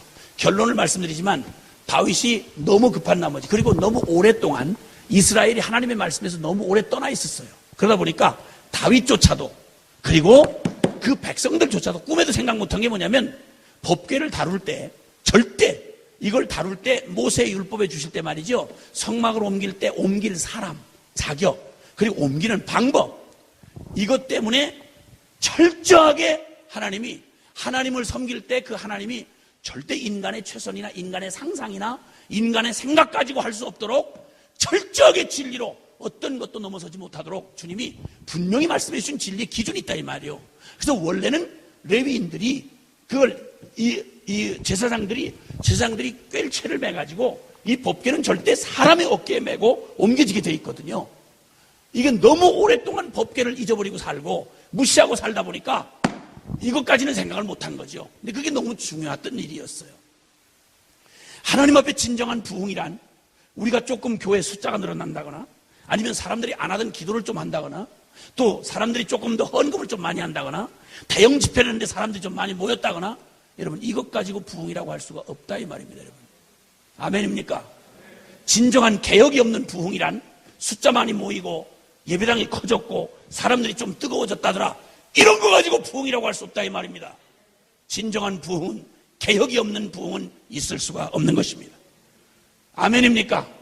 하나님 앞에 잠깐 감동받고 어디 가서 은혜를 받았는데 좀 체험했다, 아이고 성령님이 날 터치했나 보다, 이러고 여러분 눈물겹게 조금 봉사 좀 하고 예전보다 조금 달라진 거, 이런 거 가지고 감동하실 수가 없다 이 말입니다. 그거 참 중요한 일이지만, 그러나 우리에게 진정한 복이 되도록 하나님은 완전한 복음을 우리에게 주기를 원하시는 것입니다. 할렐루야. 이 사건을 통해서 진정한 부흥은 십자가의 복음의 회복이 없이는 진정한 복음이 될 수 없다라는 사실을 분명히 가르쳐 주었습니다. 이렇게 가지고 그 좋은 뜻으로 모셔오던 법궤가 갑자기 설명도 없이 주님이 그 어미하심을 드러내시고 그 두려운 징계를 하시는 바람에 다윗이 너무 놀라고 부들부들 떨면서 뒤로 물러나서, 그런즉 누가 이 법궤를 감당하리요? 누가 이 법궤를 감당하리요? 여러분, 그 시대에 가장 뛰어나게 하나님을 섬겼고 가장 뛰어난 선지자의 왕이었던 그가, 하나님과 가장 깊은 영적인 교제를, 영성을 가지고 있던 다윗이 감당을 못하고 당황할 정도인데 이 일을 누가 수습을 합니까? 근데 이때 말이죠, 이걸 받아들일 수가 없는 거예요. 너무 두려워서. 이때 이 황급하게 생겨난 이 일대에 이 법궤를 어디로 그냥 내박쳐 둘 수는 없지 않습니까? 그러니까 이 법궤를 어디로 급히 옮겨야 되겠는데 다윗은 받아들일 용기가 없는 거예요. 이래가지고 나는 못 받아들인다. 이거 못하겠다. 이럴 때 추천을 받은 사람이 누군가 하니 오벳 에돔이었습니다. 따라합시다. 오벳 에돔. 가드 사람 오벳 에돔의 집으로 이 법궤가 그냥 다윗의 장막으로 못 가겠으니까 이제는 급히 어떻게 처치를 해야 되겠는데 이 법궤를 어디로 모셔가는 거 하니 오벳 에돔의 집으로 갔습니다. 오벳 에돔은 꿈에도 꾸어본 적도 없고 그리고 그가 감당할 수 있는 수준의 것도 아니었습니다. 그렇죠? 다윗도 감당 못한 법궤를 누가 세상 천재 이스라엘 중에 감당할 사람이 누가 있겠어요? 인간으로 생각할 때. 다윗도 감당 못한, 그것도 악한 일을 한 게 아니고 선한 일을 해서 하나님을 섬기자고 한 일인데 주님이 특 선정해서 세운 왕인데 하나님의 왕국을 세우라고 주님이 특별히 위임한 사람인데 그도 하나님 앞에 징계를 받는 중인데 누가 감히 이 어마어마한 일을 누가 감당하겠냐 이 말이요. 여러분에게 이 일이 주어졌다면 어떡하겠어요?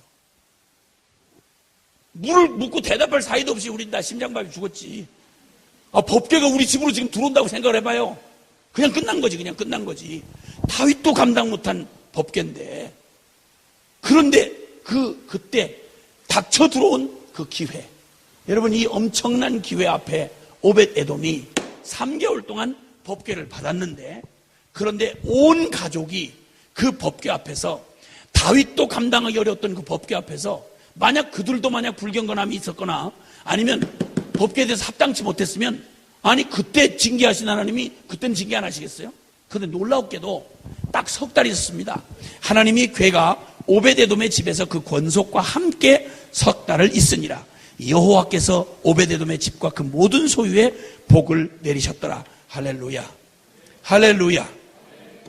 여러분 이 석 달이 있는 동안 다윗이 너무너무 고민이 많았어요. 주님 뭐 때문에 이러시나? 우리가 뭐가 잘못됐나? 그러다가 어디로 돌아가는 거 아니? 말씀으로 돌아가는 거예요. 여러분 상황이 막히고 우리 인간의 이성을 초월하는 어떤 벽에 부딪혔을 때 우리는 이 방법 저 방법으로 막힌 교회 부흥이 안 되는 이 문제를 해결하려고 이 셈이나 저 방법 그냥 난리를 치고 돌아다닙니다. 내 인생 내 가문에 문제가 생기고 내 인생에 어려움이 생기면 사람들이 그냥 일단 그리고 막 있는 수단 방법 다 찾아다녀보는 거죠. 다윗이 석 달 동안 고민이 너무 컸습니다. 왜 그럴까? 내 동기가 잘못됐나? 아니 주님이 하시거니와 내가 순전한 마음으로 그렇게 사모하고 하나님 나라를 그렇게 간절히 구한 거 주님이 아시는데 그리고 내가 왕이 돼서 왕이 됐나? 주님이 내 기름 부으신 거 아닌가? 주님이 나를 그 모든 사울의 손에서 나를 건지시고 하나님이 나를 그 특별한 은혜로 나를 여기 세우신 거는 당신이 말씀했지만 하나님 왕국 세우시려고 나를 주님이 세우신 건데 내가 주님에게서부터 나왔고 주님이 하라고 하신 일을 했는데 왜 주님이 이걸 기뻐하지 아니하시고 이 징계를 하시고 이런 어려움을 주셨는가 고민하고 엎어지는데 여러분 이럴 때일수록 우리는 어디로 돌아가야 되는 거 아니? 진리로 돌아가야 되는 거야. 말씀으로 돌아가야 되는 거야. 아멘. 사람의 생각, 경험, 우리의 뭐 요즘의 교회 분위기 이게 아니고 우리의 통박, 상식 이게 아니고 어디로 돌아가야 되는 거 아니? 말씀으로 돌아가야 된다 이 말이야. 중세 교회가 완전히 썩어서 근거를 찾을 수가 없을 만큼 혼돈되어 있을 때 성경에 있는 말 다 비빔밥을 만들어가지고 성경도 말하면서 세상에 잡다한 죄도 섞어버리고 이렇게 놓으니까 아니라고 할 수도 없고 말씀을 얘기하니 아니라고 할 수도 없고 그런데 이상한 잡것을 거기다 섞어놨고 여러분 이럴 때 여러분 이렇게 혼돈스러울 때 그때 오직 그 개혁의 기치를 들고 하나님이 사용했던 사람들의 얘기는 오직 성경으로 오직 믿음으로 오직 주의 영광 아멘입니까? 그 돌아가는 그곳에서 진정한 회복과 부흥이 있었던 것입니다. 다윗이 3개월 동안 그 끔찍한 시간을 보내면서 나중에서 깨닫고 우리가 너무 멀리 진리에서 벗어나 있었구나. 중심만 갖는다고 될 일이 아니구나. 우리의 하나님의 그 뜻을 순종한다는 건 좋았지만 그 순종하는 것도 내 동기가 옳다고 해서 내 생각과 내 방식으로 해서는 안 돼. 주님 말씀대로 해야 되는 거야. 이래가지고 그 말씀을 깨닫고 나니까 율법을 딱 깨닫고 나니까 정확하게 빗나간 걸 알겠는 거야. 이래서 아무리 대단한 걸 갖춘다고 해도 이걸 레위 사람들을 뽑고 뽑아내고 제장 무리들을 세워서 그리고 정확하게 주님이 말씀한 대로 드리시니 그렇게 기뻐하시며 하나님이 그를 축복하셨더라. 여러분 이때 하나님이 하나님의 선한 일을 위해서 하나님 나라의 부흥을 위하여 쓰임받던 그 교회가 징계를 받는 동안, 다윗의 왕조가 징계를 받고 있는 동안 하나님 앞에서 온전하게 참된 부흥, 참된 회복이 있기까지 주님이 특별히 선택하셔서 쓰임받은 사람이 누구냐면 그 엄청난 기회에 쓰임받은 사람이 오벳 에돔이라는 사람이었습니다. 이 사람은 나중에 그의 실체가 이제 나중에로 드러났는데 결국 오벳 에돔은 3개월만 법궤가 있고 법궤가 간 뒤에도 여러분 오벳 에돔의 삶에는 이 사람이 갑자기 생각나는 게 아닐 거 아닙니까? 여러분 왜 그 법궤가 지금 다윗도 감당 못한 법궤가 어디로 가야 할지를 모를 때 어느 집에다 갖다 놓으면 마구간에다 집어넣겠습니까? 아니면 저 동네에 패륜 자식 같은 놈한테 갖다 보내겠습니까? 모르면 몰라도 주저없이 오벳 에돔이 생각났던 건 아마 그 사람이 평소에도 동네 사이에서 하나님을 경외하는 사람이라는 표가 분명히 있었던 게 분명합니다. 아멘입니까? 여러분 그래서 하나님 나라의 기회는 받는 사람에게 그게 축복이 되는데 아무나 받을 수가 없는 거죠. 준비된 자가 받는 것입니다. 여러분 이방 선교의 문을 열었던 이방 사람 고넬료라고 하는 사람, 그 사람 하나님을 경외하는 사람이었습니다. 그때 주님이 네가 너의 하나님 경외함이 들으신 바 되었다. 그리고는 주님이 이 온 열방을 살리는, 여러분 저와 여러분의 운명이 지금 그때 이스라엘 사람들 이 예루살렘 교회에 딱 갇혀 있을 때 복음이 이때 이방 선교의 문을 여는 그 역할을 했던 사람이 누구냐면 이방인 가운데서 하나님을 경외하며 준비되었던 고넬료라는 사람을 하나님이 베드로 사도를 보내셔서 그가 복음을 듣게 하고 이방인을 위하여서도 이 복음이 준비되었다는 것을 주님의 역사로 보여준 이방 선교의 문 역할을 했던 사람이 고넬료였습니다. 그들만 구원받은 게 아니라 온 오고 오는 세대 이방 사람들을 구원받게 하는 놀라운 축복의 통로가 되었더라 이 말입니다. 할렐루야. 신약시대에 고넬료가 쓰임받았듯이 오벳 에돔 이 사람 바로 이 절망스러운 때에도 모든 사람들이 하나님을 떠나고 생선교장만큼도 법궤를 취급하지 않을 때 하나님 보이지 않는 하나님을 정말 중심으로 사랑하고 경외하며 주님을 높였던 이 경외하는 사람 오벳 에돔을 주님이 주목하여 보고 계시다가 주님이 그 기가 막힌 하나님의 말씀이 온전히 회복되고 하나님의 영광이 온전히 회복되어야 되는 가장 중요한 시기에 부흥을 원하고 갈망을 했지만 이것이 하나님이 원하시는 하나님 수준의 부흥이 되기 위하여 주님이 결정적인 일에 쓰셔야 할 하나님의 사람을 선택하시는 일에 여러분 쓰임받은 게 오벳 에돔이었다 이 말입니다. 할렐루야. 이 놀라운 축복 이후에 그가 그렇게 하나님의 이름을 소중히 여겼던 그에게 하나님 축복을 주셔서 그들은 법궤는 석 달 만에 다시 갔지만 다윗의 장마로 갔지만 그들은 법궤 있을 때만 하나님을 경외했을까요? 아니지요. 결코 그들은 하나님 앞에 법궤가 오기 전에도 하나님을 경외했고 그 기회에 주어진 기회를 딱 하나님의 백성이 교정받는 동안 하나님의 나라가 온전히 거기서 세워지고 있는 동안 그 중요한 때에 하나님의 역사를 이어가는 가교 역할을 하기 위해서 특 선정받아가지고 쓰임받았던 그 축복에 그들이 쓰임받고 온 가족 전부가 쓰임을 받았는데 역대상 26장에 가면 하나님이 무슨 복을 줬는지를 설명을 하고 있는데요. 놀랍게도 말입니다. 주님의 복음을 그렇게 소중히 여기니까 하나님의 이름을 그렇게 소중히 여기니까 우리 주님의 그 이름을 그토록 사랑하고 존귀히 여기니까 잠언 4장 8절에 있는 말씀처럼 잠언 4장 8절 너희가 나를 높이면 너를 높이고 내가 그를 마음에 품으면 하나님을 품으면 하나님이 너를 영화롭게 하리라. 아멘이십니까? 주님을 소중히 여기는 자를 주님이 소중히 여기시고 주님을 존중히 여기는 자를 주님이 존중히 여기시더라 이 말이에요. 오벳 에돔이 하나님의 복음을 소중히 여기고 그 주님의 이름을 땅에 떨어지고 그렇게 무시했던 이스라엘이 버렸던 하나님의 이름을 그들은 보배처럼 존귀하게 여기고 그분의 이름을 높였더니 하나님이 오벳 에돔을 높이사 어떻게 높였는가 하니 어떤 시편의 기자처럼 나는 왕국에서 첫날을 지내는 것보다 주의 거룩한 전에 문지기로 하루를 지내는 게 나는 더 내가 갈망합니다. 여러분 이 소망을 이 가문에게 허락해 주셔가지고 자식들을 주셨는데 이 자식들이 전부 성전 문지기를 맡았습니다. 성전 문지기를 맡았다는 말은 수의라는 말이 아니에요. 지금으로 말하면 무엇과 같으면 대통령 경호실이야. 왕의 경호실 시위대장이나 마찬가지예요. 이걸 가장 중요한 성전에 네 문이 있는데 그 문 중에 남향한 문을 맡았어요. 특별히 그 아들들이 이 남향한 문은 다윗궁과 솔로몬궁으로 이어지는 길이에요. 그러니까 왕과 성전이, 왕이 성전으로 들어서는 바로 그 길목을 맡는 자였어요. 이때 이 성전을 맡는다는 말은 하나님의 거룩한 이름을 지키는 자요, 하나님의 영광을 수호하는 자요, 하나님의 최측근, 쉽게 말하면 천국에서는 이 모형 같은 이 일이 천국에서는 가장 높은 천사들이 차지하는 지위예요.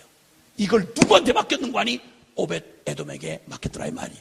그 자손들이 모두 다 유용한 자라, 용력 있는 자들아, 다들 뛰어난 자들아. 그래서 그들이 성전의 가장 주님의 영광을 위하여 복음의 영광을 지키는 자로, 하나님의 거룩한 이름을 지키는 자로, 하나님의 영광을 수호하는 자로 주님이 그들을 특 선정하여 오벳 에돔을 축복하사 3개월 갑자기 벼락같이 왔다가 지나간 기회인데 이걸 영원한 축복으로 붙잡은 오벳 에돔의 축복이 오늘 이 밤에 여러분에게도 있기를 바랍니다. 할렐루야. 아멘.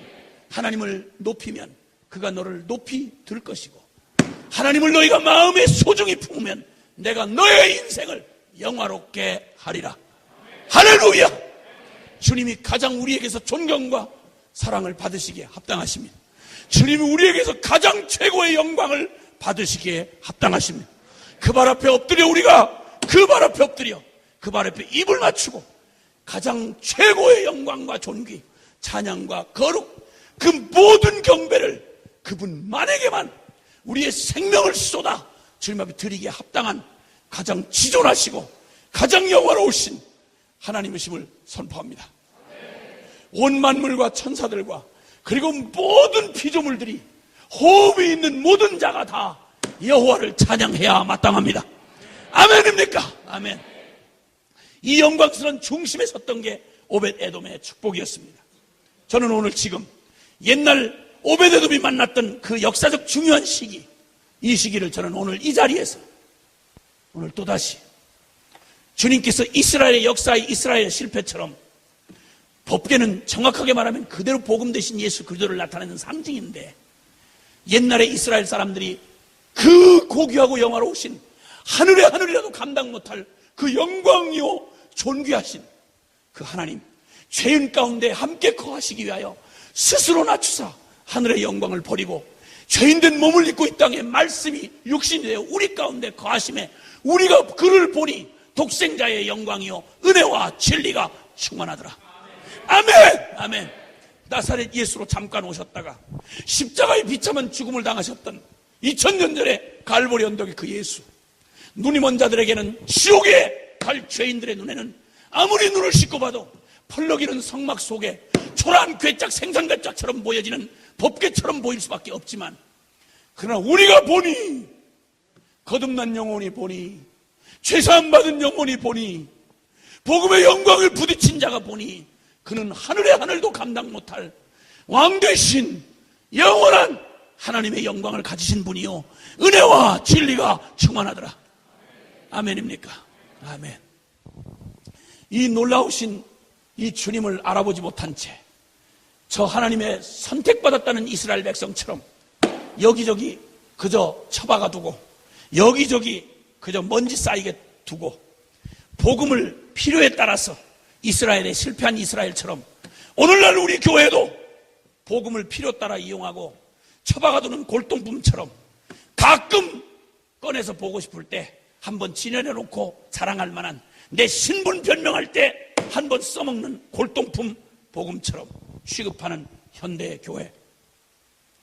종교로서의 기독교는 남아있는데 살아있는 생명의 복음, 하나님의 임재의 시퍼런 괴짝으로밖에 보이지 않지만 오벳 에돔에게는 살아계신 하나님의 임재의 현장이요 거룩한 하나님의 보좌로 보였기에 그들은 그 법궤 앞에서 온 가족이 그분에게 가장 합당한 경배를 드리고, 그분에게 가장 합당한 찬송을 드리고, 그분에게 가장 합당한 순종을 드렸더라 이 말입니다. 오늘날 예배당에 와서 문둥병 걸린 문둥이 주제에 나아만이라는 놈이 군복 딱 걸치고 별단 계급장 달고 문둥이 주제에 와가지고 날 한번 고쳐보라 이거지. 하나님 살아있으면 나를 한번 감동시켜보라 이거야. 꼴같자는 죄인 놈들이 여기저기서 세상에 무슨 한 줄 해먹은 거 있으면 가지고 가진 계급장 그 꼴같자는 거 구질구질한 거 가지고 나와서 폼 잡고 앉아가지고 날 한번 감동시켜보라고 해. 나는 웬만하면 잘 믿지 않는다 이거야. 내 눈에 보여보라 이거야. 날 한번 고쳐보라 이거야. 이런 천벌을 맞을 죄인 놈들, 이 불쌍한 것들, 이거 교인이라고 하나 붙들어서 헌금이라도 나오게 하려니 고객 관리하고 가진 셈이나 가진 방법 다 해가지고 교인 간신히 붙들어서 장로 좀 해달라 부탁을 하고 집사 좀 해주시오 사정을 하고 권사 좀 제발 남아주시오. 이렇게 해서 간신히 꾸려나간 종교 집단, 여기에 거룩한 하나님이 계실 곳이 있느냐 이 말이야. 다른 건 나 그만 놓고 여러분의 심령 한번 보자 이 말이야.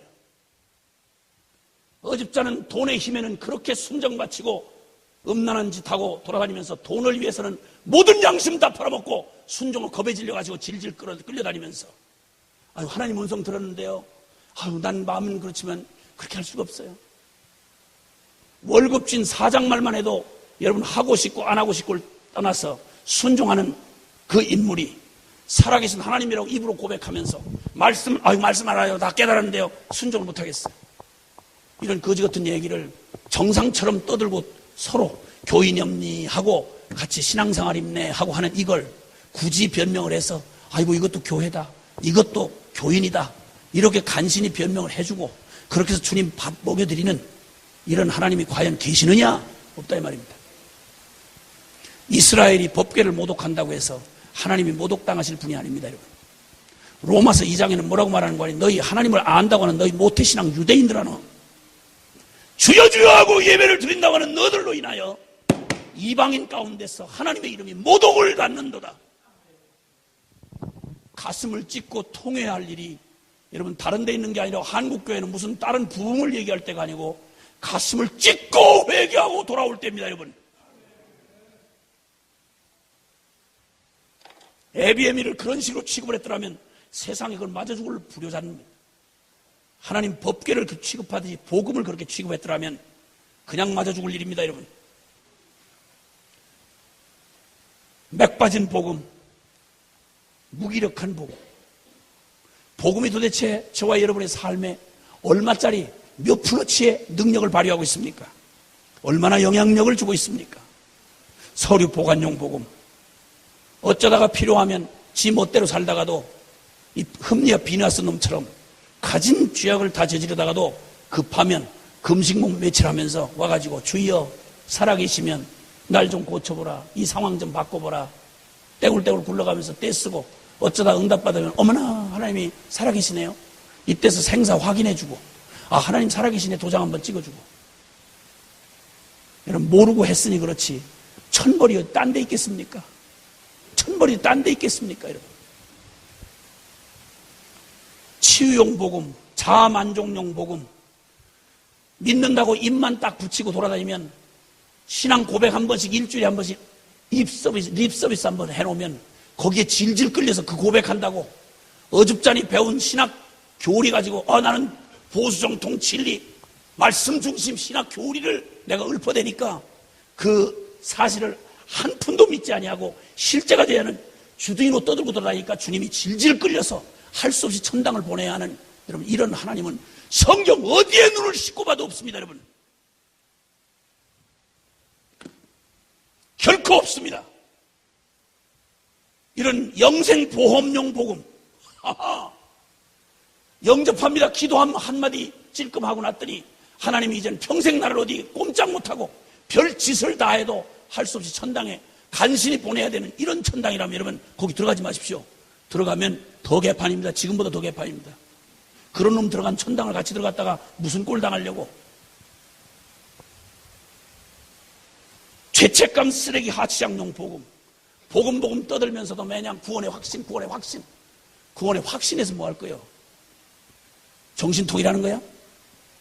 구원의 확신이 능사가 아니라 여러분 나무는 무엇을 보아 알아? 거기다 이름표 붙여놓고 테이프 붙여놓은 거 가지고 되는 게 아니라 열매를 보아 아나니. 아멘? 생명은 설명이 필요하지 않아요. 나무는 열매를 보아하고 알고 존재는 그 하는 행위를 보고 알 수 있다 이 말입니다. 얼마나 튼튼한지는 시험을 해보면 알아요. 홍수가 나보면 무너지는지 안 무너지는지 이건 튼튼하다 소리 질릴 이유가 없다고 강도 시험해보면 되는 거예요. 불에 얼마나 강하냐 이건 말할 거 없어요. 불로 한번 공력을 심판해버리면 되는 거야. 그러면 남을 놈은 남고 탈 놈은 타는 거다 이 말입니다. 아멘입니까? 말장난 이제는 끝내야 될 때입니다. 말장난은 하나님을 속일 수 있는 게 아니라 나를 속이는 겁니다, 여러분. 내가 나를 속이는 힘밖에 없습니다. 말장난은. 주님은 절대 말장난에 속지 아니하시는 살아계신 하나님이십니다. 아멘입니까? 아멘. 있다 치고 믿었다 치고 나 신앙 있다 치고 나 뭐 믿었다 치고 뭘 믿었어? 나 구원받았다 치고 뭘 구원받았어? 어떻게 해서 구원받았어? 무엇로부터 구원이야? 죄가 뭔데? 하나님의 의의가 뭐야 도대체?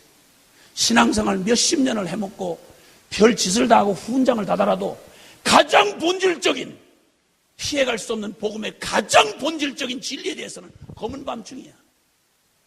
그러니까 대강 알고 쑤셔다 놓은 쓰레기 같은 걸 가지고 나 확신만 쓰면 된다 이거지. 어떻게 하면 확신받느냐. 어떤 친구가 저한테인지 모르겠는데 질문을 한다고 이런 질문을 했어요. 이런 훈련받고 저런 훈련받고 뭐 다 해봤는데요.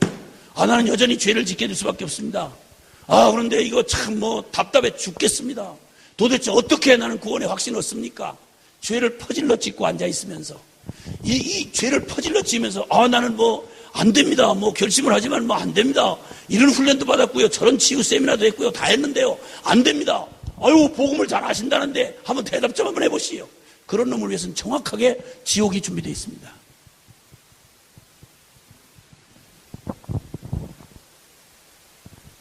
사랑하는 여러분, 주님이 마태복음 7장 15절 이하에 주님께서 말씀합니다. 거짓 선지자들을 삼가라.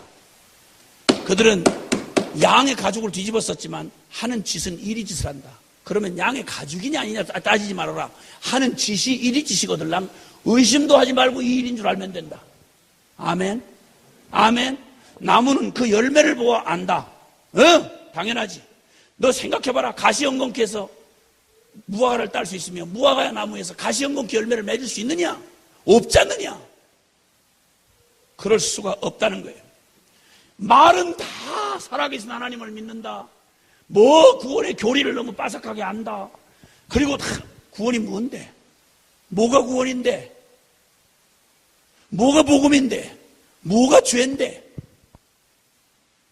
말을 다 주절거리고 다 말을 따라 하는데 삶은 전혀 의심할 여지도 없이 만약 이 반대편에 있다 그러면 그놈은 말하는 그쪽에 있는 놈이 아니라 거기 머물러서 주물러거리고 앉아있는 고기가 떠날 수 없는 고기가 그놈 주소다 이 말이에요. 아멘 크게 하세요. 아멘 안 해도 전혀 상관이 없어요. 여러분 안 한다고 진리가 진리 안 되고 그런 거 아니니까 기왕이면 진리에 화합하여 아멘하기 좋다고. 할렐루야. 말로 떠드는 그쪽이 그놈이 아니라 그놈이 머무르고 죽어도 못 떠나는 거기가 바로 그놈 실체다 이 말입니다. 아멘이십니까?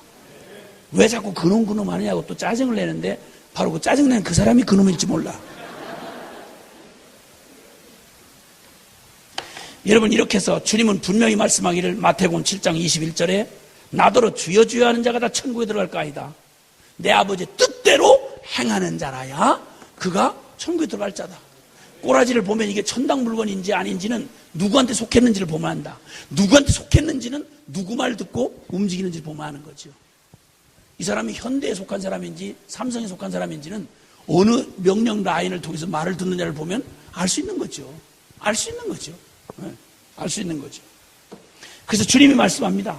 오늘 이렇게 이스라엘이 아무렇게나 취급한 것처럼 정말 안타깝고 우리 자신을 보면서 저 자신을 포함해서 저희 순회 선교단만 해도 우리 안에 그토록 복음을 사랑하고 복음의 결론인 주님 다시 오는 날을 기다린다고 하던 저희가 저희 꼬라지 안에서 우리가 주님을 무시하고 주님이 우리에게 실제가 되지 못한 것 때문에 우리가 절망을 경험했습니다. 법궤가 이스라엘에게 그토록 취급당했던 것처럼 어느 부분에서는 예배 시간에는 대단히 경배를 하고 주님 높이는 것 같은데 가장 중요한 삶의 현장에서는 그리고 나의 삶의 그 어떤 영역 여기는 절대 하나님 앞에 내놓고 싶지 않은 이 영역 요건 꼭 내가 주인 돼서 딱 붙들고 싶은 이 영역 요것만은 못하고 거기만은 못 가고 그 일만큼은 못하고 나는 그것만은 안 해요. 그것만은 포기 못해요 하는 여기는 절대 복음을 적용하고 싶지 않은 거긴 주님이 주인 되면 큰일 나지. 요걸 그대로 남겨놓은 채로 내가 내놔도 별 볼 일 아닌 거는 그냥 내놓고 아유 주님 드릴게요. 안 속아요 주님이. 우리의 마음에 가장 소중한 끝이 다 있는 곳이 어딘지를 주님이 잘 아신다 이 말입니다. 복음이 가장 복음이 되려면 내 안에 내 삶의 진짜 주인이 되고 주인 역할을 해야 하는 가장 그 마지막 그곳. 여러분 여기 주님이 주님 되셔야죠. 아멘이십니까? 아멘. 아멘. 이 주님이 이토록 무시당했던 그 때에 한참 죄송하지만 뭐 한국교회라고 말할 것도 없고 유럽을 위시한 모든 이 시작된 교회들, 미국 교회를 포함해서 한국교회도 예외 없이 춥고 배고프던 시절 하나님이 은혜로 이 민족을 붙들어 주시고 그 혹독한 시련과 고난을 통과하면서도 이 민족 안에 두신 그 소중한 믿음 가지고 잘 이겨나오는가 하더니 갑자기 찾아온 봄볕에 갑자기 막 갖다 막 온 들판이 막 그냥 막 풍성해지기를 시작하는데 먹고 살만해지니까 배불러지니까 눈에 여기저기 유혹될 게 많아지니까 교회가 그냥 급성장으로 꽁 잡는 게 매라는 식으로 이젠 뭐 어떻게 하면 관리 잘해가지고 교인들 늘리나 어떻게 하면 막 뭐 경영전략이든지 뭐 심리학이든 되나게나 다 갖다가 찌그러 다 붙여가지고 일단 교회가 숫자가 늘어나면 되는 거고 돈 많이 나오면 되는 거고 예배당 지면 되는 거고 세력 많이 늘어나면 큰 교단 되는 거고 누구도 말할 수가 없을 만큼 한 가지로 미쳐서 막 달려가고 있을 때 그래도 의식이 있어서 이러면 안 되지. 복음답게 살아야지. 하나님의 백성답게 살아야지. 거룩해야지. 힘없이 소리치던 사람들마저 남 비판하고 손가락질하던 사람들마저 저도 그 중에 하나 끼어서 나만 나이다 뭐 이런 소리 엘리야처럼 그런 소리 하다가 어느 날 보니까 손가락질하다 나도 딱 같이 따라가고 있는 거지. 저것들 다 틀렸다고. 다 세속화됐다고. 다 틀렸다고. 이러고 같이 가고 있는 거야. 이 기가 막힌 순간에는 본질적인 얘기, 복음에 관련된 얘기, 십자가의 얘기 이런 얘기 별로 들을 기회가 없었습니다. 근데 감사하게도 한계 상황에 이르고 90년대 중반이 일어나니까 한국 교회는 성장이 멈췄습니다. 이러더니 성장이 멈췄다는 말은 가장 부드러운 말이지 거꾸로 처박기 시작했다 이런 말입니다. 1200만이라고 떠들던 교회 교인이 개신 교인이 숫자가 800만대로 실제로 조사 가운데 드러났습니다. 그중에 교인들의 영적 상태는 그냥 봐도 우리가 알지만 연구 굳이 할 것도 없고 통계 낼 필요도 없이 우리가 우리 꼴을 보면 알죠. 남 얘기할 것도 없고. 기도 이 시간에서는 안 하죠. 저 위에서 하는 기도조차 안 하니 주님이 맡긴 원래 기도야 하겠어요. 인기 있는 건 다른 거 없었죠. 오직 나 그저 상처받은 나 어떻게 상처 좀 치유받나. 그래서 잘 꼬인 우리 집안 어떻게 가정이 좀 회복되나. 그래서 어떻게 하면 나 이거 좀 병 낫고 어디 뭐 치유받고 어디 가서 기적 좀 보고 아우 마음이 좀 편안해졌어요. 기뻐졌어요. 오직 나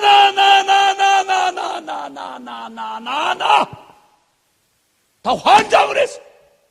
예수 이름은 그런 데 써먹는 효과 있는 처방책처럼 이렇게 쓰여지는데도 낯 시뻘겋게 하고 부끄러움 없이 장사 잘 되니까 강사 됐으니까 유명해졌으니까 단체 커졌으니까 미안하고 죄송한 얘기지만 가보면 알지요.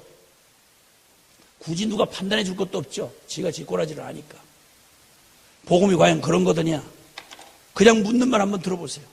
여러분 우리가 복음에 대해서 이토록 다윗 때에 와서야 법궤를 원래 자리로 올려놓으려고 하는 이 역사적으로 중요한 시기가 된 것처럼 감사하게도 이 절망적이던 우리의 삶 가운데 그리고 또 우리 조국 교회 가운데 하나님 은혜를 주셔서 이때 어느 때보다도 모르겠어요. 제 개인적인 견해로는 저의 좁은 식견으로는 그냥 분위기는 조금 안다고 말할 수가 있는데 제 식견으로는 제가 70대, 80대, 90대들 지나오면서 이렇게 그래도 본질에 십자가의 복음에 관심을 기울이고 겸손하게 그 앞에 서겠다고 이렇게 전체적으로 반응을 보이는 때는 저를 처음 본 것 같아요. 감사하게도 부흥을 위해서 기도한다고 막 유행을 하다가 그 부흥하다가 이 도대체 부흥이 뭐냐? 이 본질에 부딪히기를 시작하는 목마름이 오기 시작하고 개척교회 안 되고 너무너무 기가 막힌 실망들을 우리 서로 보게 되고 우리 자신들의 자괴감을 느끼다 보니까 이거 아닌데 복음이 고작 이거냐? 교회가 고작 이거 하자는 게 교회냐? 이 복음이 이런 거밖에 안 되는 거냐? 이렇게 맥 빠진 복음이냐? 나를 변화시킬 수 없는 이런 믿음 이런 복음, 나라 한치도 움직일 수 없는 교리, 이게 과연 복음이냐? 예수님 도대체 어디 계시냐? 그 능력을 베푸시던, 로마의 권세를 뒤흔들고 헬라의 철학을 무릎 꿇게 했던 그 죽음 앞에서도 그렇게 누구도 그 시련의 불도 우리를 끄지 못했던 그 살아있는 생생한 이 성경 속에 있는 복음은 도대체 어디서 볼 수 있단 말인가? 어디서? 이런 탄식 가운데, 간절하게 사모하는 가운데 이거 안 된다, 우리 본질로 돌아가자, 십자가로 돌아가자, 이런 기운을 주님이 회복시켜주고 계신 거, 주님의 기가 막힌 은혜의 때라고 생각이 되어집니다. 다윗이 법궤를 다시 돌려 하나님의 원래 자리에 돌려놓으려고 하는 거룩한 민족적인 이런 돌이킴이 있는 이런 때처럼 하나님이 드디어 우리 안에 이 기가 막힌 일을 주시는데, 부흥은 그냥 되는 대로 우리가 갈망만 해서 우리가 상상하는 모든 부흥을, 갖가지 부흥을 꾸며 상상해서 되는 일이 아닙니다. 진정한 부흥은 철저하게 십자가의 복음으로 돌아오는 것입니다. 아멘입니까? 그래서 이제 생명의 복음, 능력의 복음, 거룩한 복음, 그래서 하나님이 되시고 우리가 그의 백성다워지는 이 놀라운 진정한 생명의 부흥, 이것이 우리 안에 일어나야 되는 것입니다. 할렐루야! 이런 때 돌이키려고 하는데 이 거대한 돌이킴의 소망이 물결이 이렇게 잡혀가고 있을 때, 여러분 이때 하나님이 정인 세대처럼 예표처럼 쓸 수 있는 사람이 누구냐면 오벳 에돔이라고 하는 사람입니다. 이 백성이 온전히 깨달을 때까지, 그리고 이 백성에게 하나님 경외함이 어떤 것인지, 이 백성에게 살아계신 하나님을 믿는 믿음이, 살아있는 믿음이 무엇인지를 알게 하기 위하여 주님이 석 달 동안 이 세대 한복판에 정인으로 세운, 복음이면 충분한, 복음이 실제가 된, 복음의 다른 어떤 희망을 끊어버린, 주님이 나의 전부가 되어버린 이런 복음의 정인들, 오베데돔 같은 하나님의 사람들, 그래서 복음과 함께 영광을 같이 누리고 복음과 함께 같이 고난을 받으며 복음의 영광의 문지기가 되어 이 시대에 하나님이 행하시는 일에 우뚝 정인처럼 서 있는 예표적 존재 오벳에돔, 이 오벳에돔을 하나님이 찾으셔서 오늘 그 정인의 자리에 세우실 것입니다. 할렐루야! 그가 만약에 여러분 오늘 이 밤에 내 백성이 다 생선괴짝처럼 져버린 법궤 모양, 내 아들의 핏값을 주고 내가 너에게 준 십자가 복음을 그저 소원 성취용, 문제 해결용 복음 따위로 필요하면 걸치다가 목걸이 삼아 가지고 다니다가 생각나면 한 번씩 불러서 문제 해결용으로 이렇게 써먹던, 이렇게 무시하던 복음을 누가, 내 백성을 내가 돌이키고자 하는데 누가 내 증인이 되어 이 복음과 함께 운명을 같이 하고 복음의 영광을 지키기 위하여 법궤를 지켜서 문지기처럼 이 시대의 조류를 따라 흔들리지 아니하고 주님의 십자가 복음 앞에 처연하게 서서 그분의 죽음이 나의 죽음이 되고 그의 부활이 나의 부활이 된 실제 증인들이 되어 이 땅에 세상이 어떻게 흘러가도 오직 주님 앞에 주님 편에 서서 우울증을하지 아니하고 주님께 속한 자가 되어, 주님께 속한 자가 되어 누가 내 편에 있겠는가? 이스라엘이 타락하여 금송아지 만들고 난리를 칠 때 누가 하나님의 편에 서겠는가 할 때 레위 지파가 다 들고 일어나서 그때 우상 섬기고 간음질을 하던 그 자기의 동족들에게 칼을 빼가지고 여호와의 분노로 하나님의 편에 섰던 레위 사람들과 비누아스를 하나님이 그의 영광을 영원히, 그의 가문을 하나님의 영광을 지키는 자로 선택하셨던 것처럼 오늘 이 마지막 때에 주님께서 이 거대한 하나님의 일을 이루어 가시고 우리는 반드시 이루어지고야 말 하나님의 영광을 우리는 믿습니다. 이 복음은 분명히 부흥이 될 것이고 반드시 이 복음으로 우리 민족교회를 새롭게 하실 것입니다. 반드시 이 복음으로 주님의 영광을 이 땅 가운데 물이 바다를 덮음과 같이 여호와의 영광을 인정하는 것이 온 세상에 가득하게 하시는 이 일을 우리 주님이 지금도 쉬지 않고 행하실 것입니다. 근데 하나님의 이 거룩한 부탁을 받고 이 사명을 감당해야 할 하나님의 백성들이 걷어차버린 법궤, 별 볼 일 없는 문제 해결 소원 성취형으로 그냥 밀어내버린 생선개짝처럼 밀어버린 복음, 이 복음을 누가 오베데돔처럼 돌이키고자 하나 온전함에 이르지 못한 이 교회가 징계를 받고 돌이키고 온전해지는 그동안 누군가가 갑자기 여러분 이 복음과 함께 이 혼란의 이 시대에 복음의 증인되어 복음과 함께 운명을 같이 하기 위하여 네가 복음을 좀 맡아라, 법궤를 네가 좀 맡아라 하고 오베데돔에게 갑자기 주어진 기회처럼 여러분, 다윗도 감당 못한, 이 땅의 인간의 최소는 어떤 성인 군자도 감당 못했던 어마어마한 십자가의 복음을 만약 여러분의 가정에 갑자기 덜컥 주시면서 사랑하는 아들아, 사랑하는 내 딸아, 내가 이 복음을 너에게 부탁한다.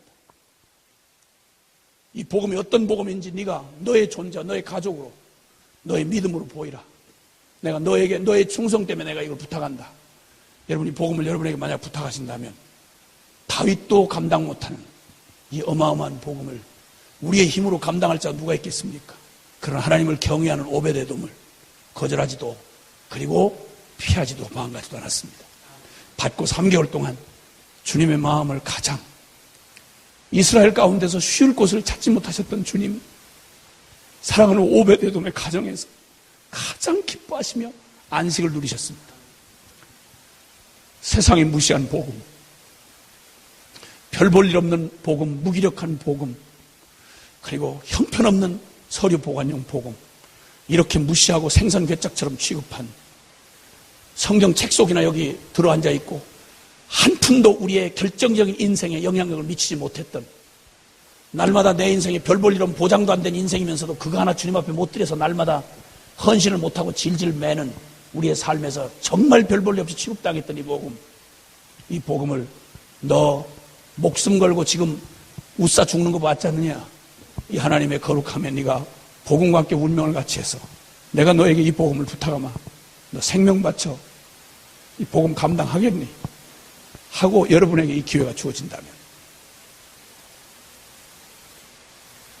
오늘 이 밤이 바로 오베데돔에게 주어졌던 그 도전이 여러분에게 임한다면 여러분은 어떻게 하시겠습니까? 이전에 우리의 삶에서 무시당한 것만으로도 충분합니다. 주님 앞에 이전에 우리가 살아왔던 삶, 지금까지만으로도 그 죄악, 주님 앞에 불경건함, 지금으로도 충분합니다. 갈등하며 결단을 내지 못하고 여전히 주님의 복음을 별 볼 일 없이 취급했던 이것 지난날로 족합니다. 오늘 이 밤에 이 오베데돔의 이 도전을, 이 축복을 저와 여러분이 주신다면 여러분, 여호와의 편에 설 자가 누굽니까? 십자가의 복음 앞에 설 자가 누굽니까? 복음과 함께 영광을 누리고 복음과 함께 고난의 이 길을 함께 갈, 주님이 여러분의 인생에 여러분의 수치와 모욕과 지옥의 형벌을 받을 여러분의 운명에 주님이 모른다고 외면하지 않으시고 여러분과 같이 함께 저주받는 심판의 자리에 십자가에 여러분 이름표 달고 여러분하고 같이 서셔서 하나님으로부터 버림받고 심판받으셨지 않습니까?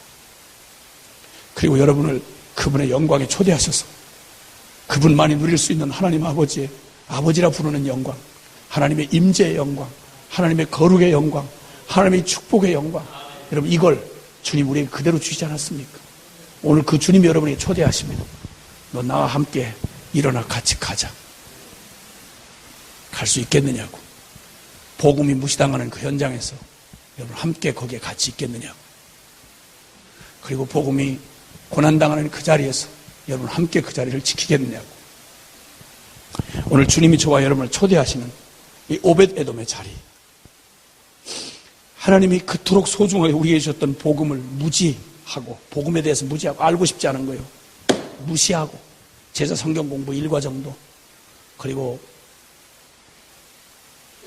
세례 문답용 복음 따위, 영접기도 한번 해주는 따위, 그래서 죄사함이나 죄책감 쓰레기 하치장처럼 취급해버린 십자가의 복음, 그리고는 전혀 내 삶에 실제가 눈꼼방금도 된 적이 없는 복음, 당회할 때 한 번도 주인 노릇 해보실 수 없는 주님, 재직할 때 한 번도 주인 노릇 해본 적이 없으신 주님, 예배 속에 예배하는 설교자나 예배 인도자 외에 한 번도 교인들의 안중에 인정도 받아본 적이 없는 만약 주님이라면 이건 지난날로 족합니다. 이런 일은 없어야 합니다. 저와 여러분만큼은 이런 일에 있으면 안 됩니다. 여러분, 우리가 예배를 드리는 현장에서는 눈에 보이는 왔다 갔다 하는 어떤 사람보다도 그분이 더 실제여야 합니다.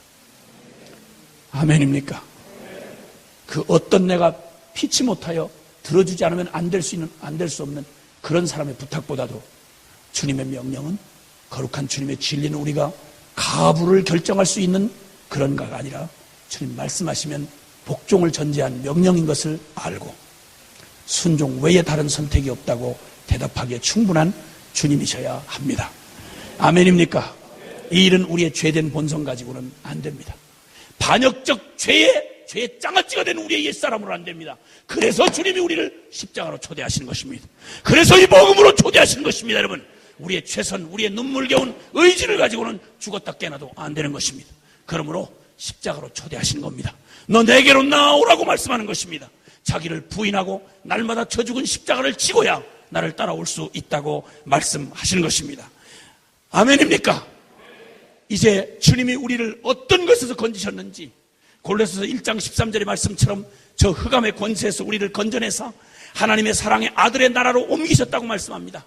우리에게 베푸신 구원이 얼마나 어마어마한 건지를 여러분 계속해서 묵상하고 알아가기만 시작하면 역사에 여기 나타났던 저 애굽의 무시무시한 바로의 그 밑에서 노예 생활 400년 동안의 노예 생활하고 껍데기밖에는 남지 않았던 이스라엘의 비참한 상황, 이건 여러분 우리가 처해있던 죄인 되었던 우리가 저주와 사망의 권세 아래서 사탄의 종로로 했던 자아의 종로로 했던 우리의 형편을 표현하는 데는 모형 그림자도 안 됩니다. 여러분, 차라리 바로 밑에 있었던 애굽의 노예 생활했던 400년 노예 생활했던 그때 바로 밑에 있었던 이스라엘 백성이 훨씬 행복한 겁니다.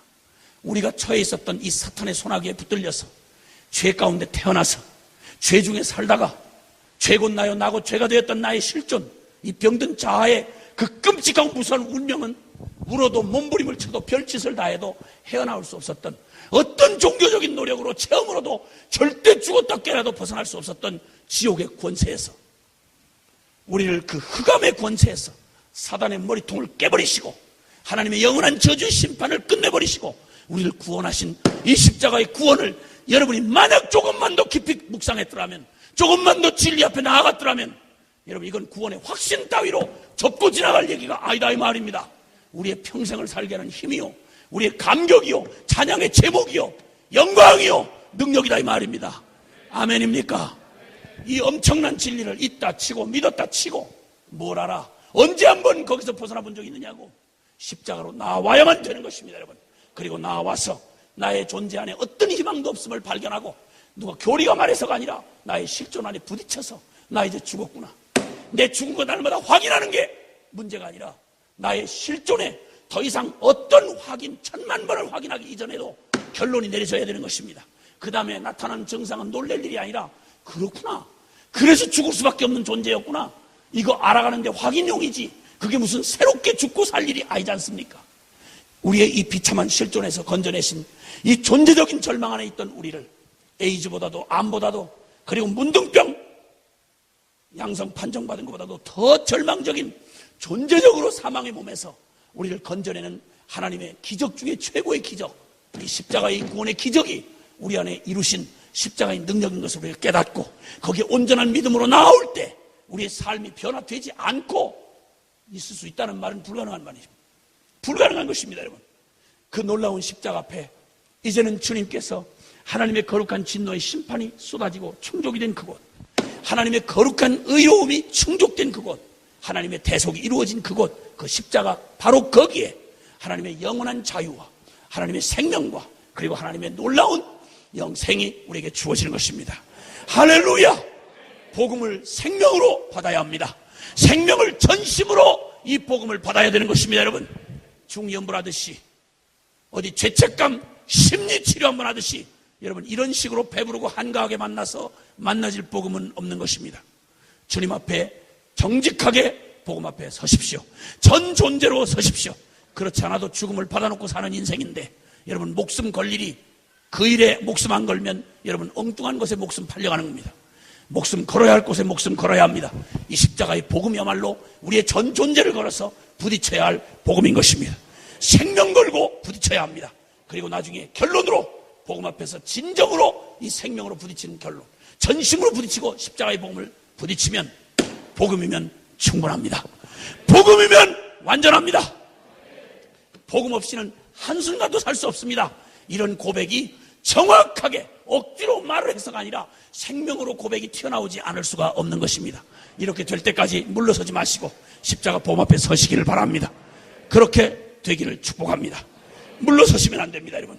그래서 하나님의 영광이, 복음의 영광이 사로잡히면 복음은 한갓 우리의 정신 위안용이 아니며 한갓 우리 문제 해결용이 아니며 여러분이 복음의 영광이 사로잡히면 한각에 씨름하고 싸우려고 했던 우리의 이 세상에 있는 더러운 썩은 가치관, 이 세상에 못 놓고 날마다 질질 짜고 뭐 결단하니 마니 이런 얘기는 우스운 얘기가 되는 것입니다, 여러분.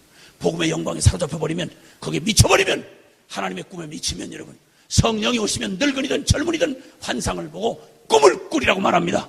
인간 수준에서 나오는 비전이 아닙니다, 여러분. 야망을 비전이라고 비빔밥에서 팔아먹지 말고, 여러분, 우리는 인간이 만들어내는 인간의 야망, 이런 따위를 비전으로 삼지 않습니다. 하나님 그분이 우리에게 성령으로 주시는 비전, 그리스도의 비전이 나의 비전입니다. 그리스도의 영광이 나의 영광입니다, 여러분. 이렇게 해서 주님이 온 땅 가운데 놀랍게 이 복음의 영광으로 뒤덮여 나갈, 그리고 하나님 나라가 이 땅을 통치하는, 회개하라 천국이 가까웠느니라, 하나님 나라가 가까웠느니라. 우리가 보고 싶은 건 다른 거 아닙니다.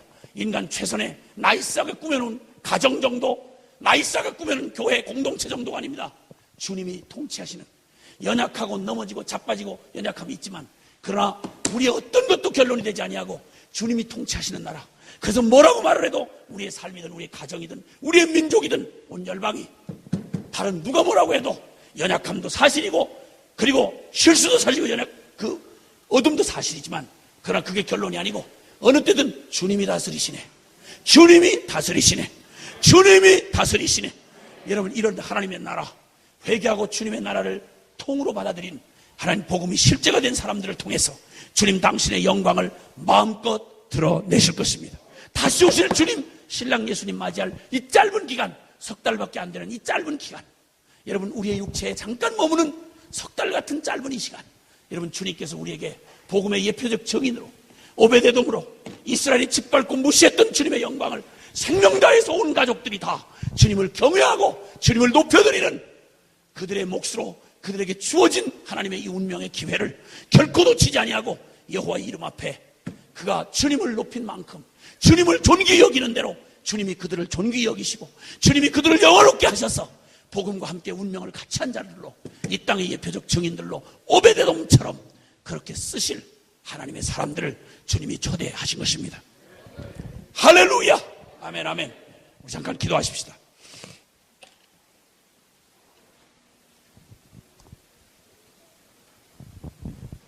사랑하는 여러분,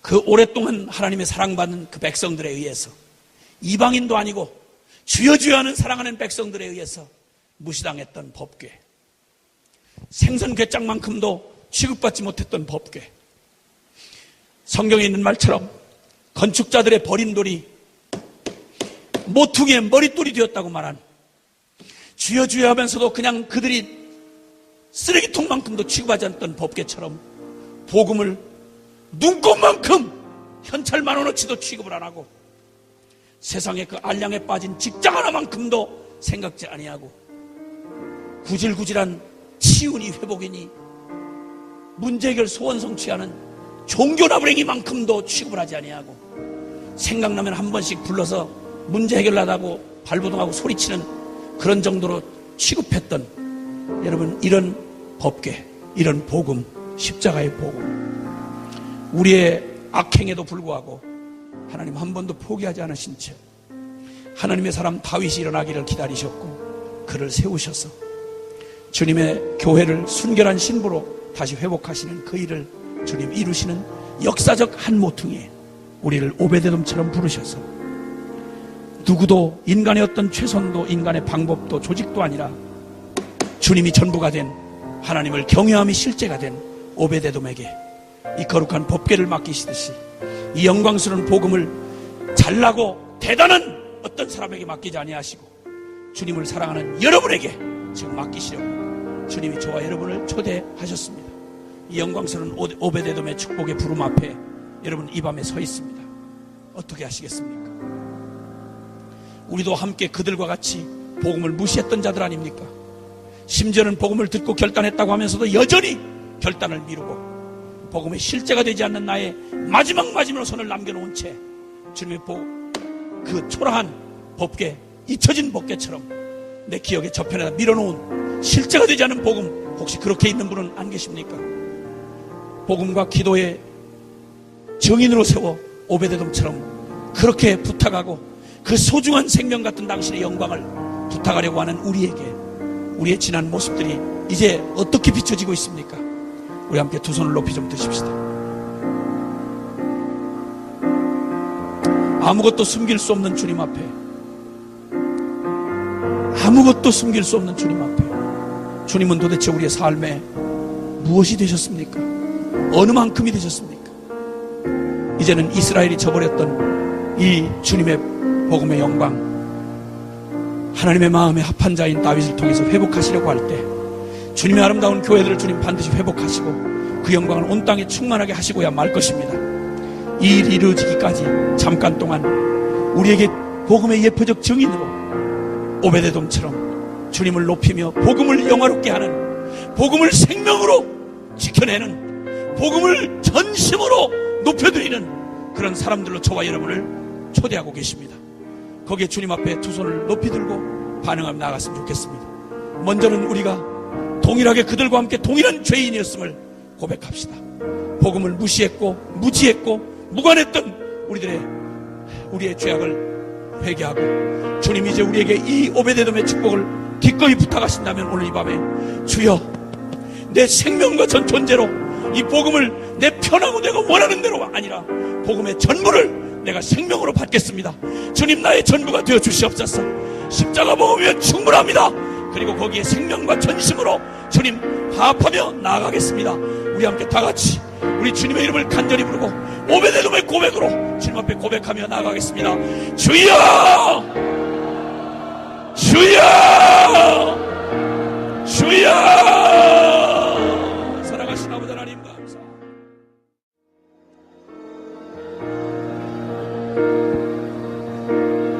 사랑하는 주님, 복음이 영화롭게 되기를 원합니다. 복음을 무시하고 무지하고 무관했던 우리를 주님 용서해 주시옵소서.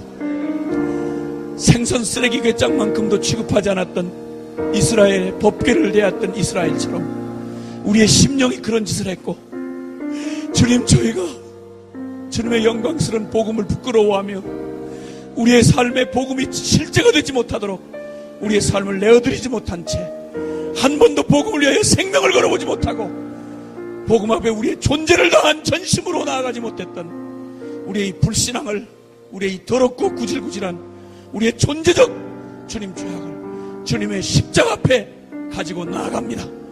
주님의 죽음이 나의 죽음임을 받아들입니다. 주님의 부활이 나의 부활임을 받아들입니다. 주님, 나의 삶의 모든 영역에서 최고의 경배를 받으시옵소서. 우리의 가정에서 주님이 영원히 주인이 되시옵소서. 우리 교회에서 가장 완전한 왕이요 왕중 왕이시고 주님의 주님이 되시옵소서. 우리 민족 가운데 열방 가운데서 주님이 최고의 경배를 받으시옵소서.